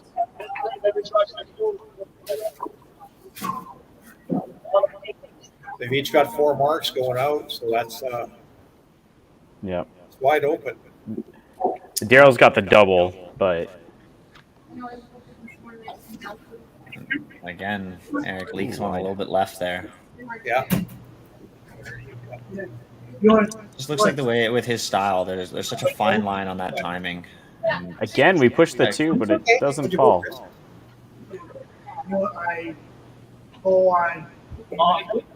There it is. The timing looked a lot better on that one. So that's going to seal that one up. Congrats, man. Sorry about that. Our special O's are coming in and they're bragging to me about their games. Awesome. I love it. That is awesome. Yeah. So Eric, good it was with the 30 and 30 count. It's a little bit fired up. They're listening to us. They're saying, we want you to come off and do something. Yes, you can't are. help but notice, like 274 is not a bad game, but that is a hard-earned 274. Yeah. 2-pin, 3-pin, 3-pin spares. Unreal. Like, wow. This is the one we're looking at, though. Oh. Okay, Bobby's got a chance. Yeah, there's that opening, and it looks good. Oh, she punches too. Okay, so that one's going to go to Joanne. That ends that. So we got the first 2 matches are going to go to the Mighty Plucks.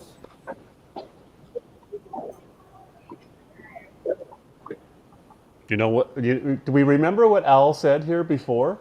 We remember it. I don't think we're going to touch that one. Well, okay, just as long as we remember what he said. Yeah. Especially because there's a very realistic scenario where it could come down to how he performs in the 10. He could be the decider. We'll circle back to that in a few frames. Yeah. I'm sure he remembers, and we're probably reminding him of it right now. Bobby and Joanne had great games there. Just oh my gosh. Okay, so now door opened. Yeah. Is that a commentator curse that I just did? Yeah. I kind of brought it up. I I think so. Let's see. Daryl, what do you what do? Mike has to say about it. Look. The blow through chop. No, chop. Yeah. So he's got 187 there. He needs a pin here to close it out, eh? Oh, even still, that only gets him to 185. 185. Oh, right. Spare strike to steal it by 2. I did the math wrong there. Sorry. That's northern math.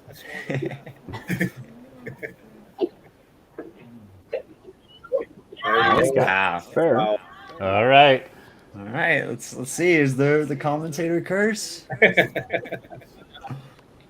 Sorry, Al. Hey, regardless, Throw the shots. 8-0, 7-1. These are the results you want. A great shot. Beautiful ball. And The tie? That's a tie. Yeah. It's a tie. Half a point. Oh. Yeah. 2. Did not look as All right, one confident more. in that one. but DB. Wow. Hambo. You close it out with a Yahtzee here. Oh, Michelle. Just blows through on the left corner. Oh. Great game. Great game, yeah. Really turned it around after the commercial break. You look at that and he goes pitch out, spare, four bagger. Yeah. So that break did him wonders. Even though the first half wasn't awful, the second half was way better. Yeah, the first half wasn't setting a pace, but the second half he definitely controlled that match. Absolutely. All right, Al.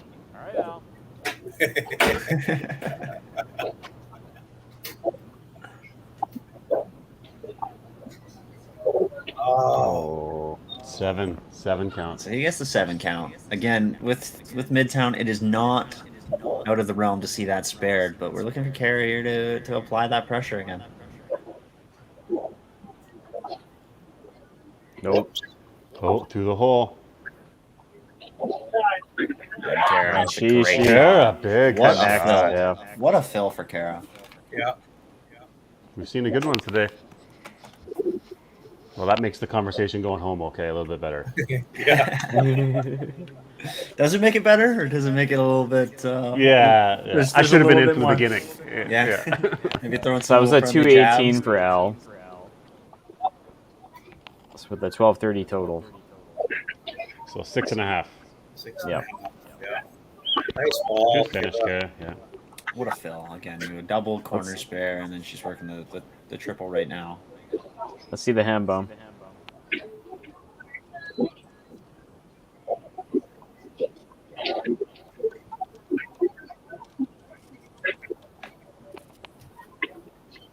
Oh.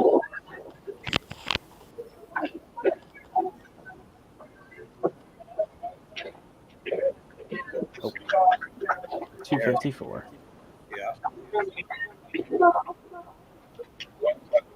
1230, 1091, 6.5, 1.5. All right, gang. That completes our games for the day. So we'll just move these guys out and we'll bring in our guests. Like that. Got Al. We've got Kara coming in. Unmute you there.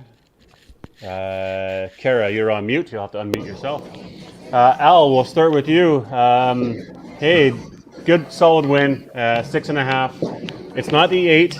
I think it's me. I owe you a beer. I brought it up. I think after the second, it's like, do we remember what Al said here? And it was looking good.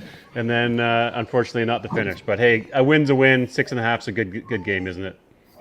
Yeah, it's too bad. We just got to avoid those zeros. It really puts a damper on the day. Like, unless you go 8-0, like, you're not even playing 500 kind of thing. So we were really looking for the 8, but it didn't work out. But much better game, obviously. Bowled a lot better as a team. So there's definitely some positives. It's always good to finish with a win because now we don't play till March. So at least we moved up a couple spots on the board. I think we're at the same amount of games as Quebec now. So I think we moved ahead of Quebec. Stayed ahead of a few other teams kind of thing. So hopefully we make a push with the last 7 games. Still a lot of games left. So hopefully I think we've been progressing every total kind of thing. So hopefully we'll finally hit our stride and bowl a complete game. Daryl really struggled today, obviously. But hopefully we'll be able to figure it out. You know, we sort of brought that up during the match.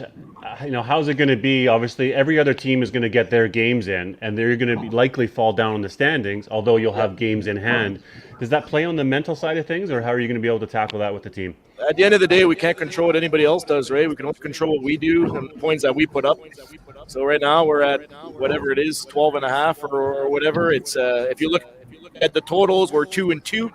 But like I said, we got to avoid those zeros and those ones kind of thing. And everybody's going to lose probably, right? But you just can't go zeros. It really sucks, to be quite honest, and kind of fired us up a little bit to start strong this game, and I think that's what we did, and we kind of just coasted maybe a little bit to the end kind of thing, and and then Kara came off the bench and took her match. Another person that shot 3-4 in a row at me or whatever, coming off the bench to steal their points. So great job to her. It was a close match. A lot of the individual matches were close, I found, and managed to pull a few out. So we'll take the total win and we'll move on to March. Good work.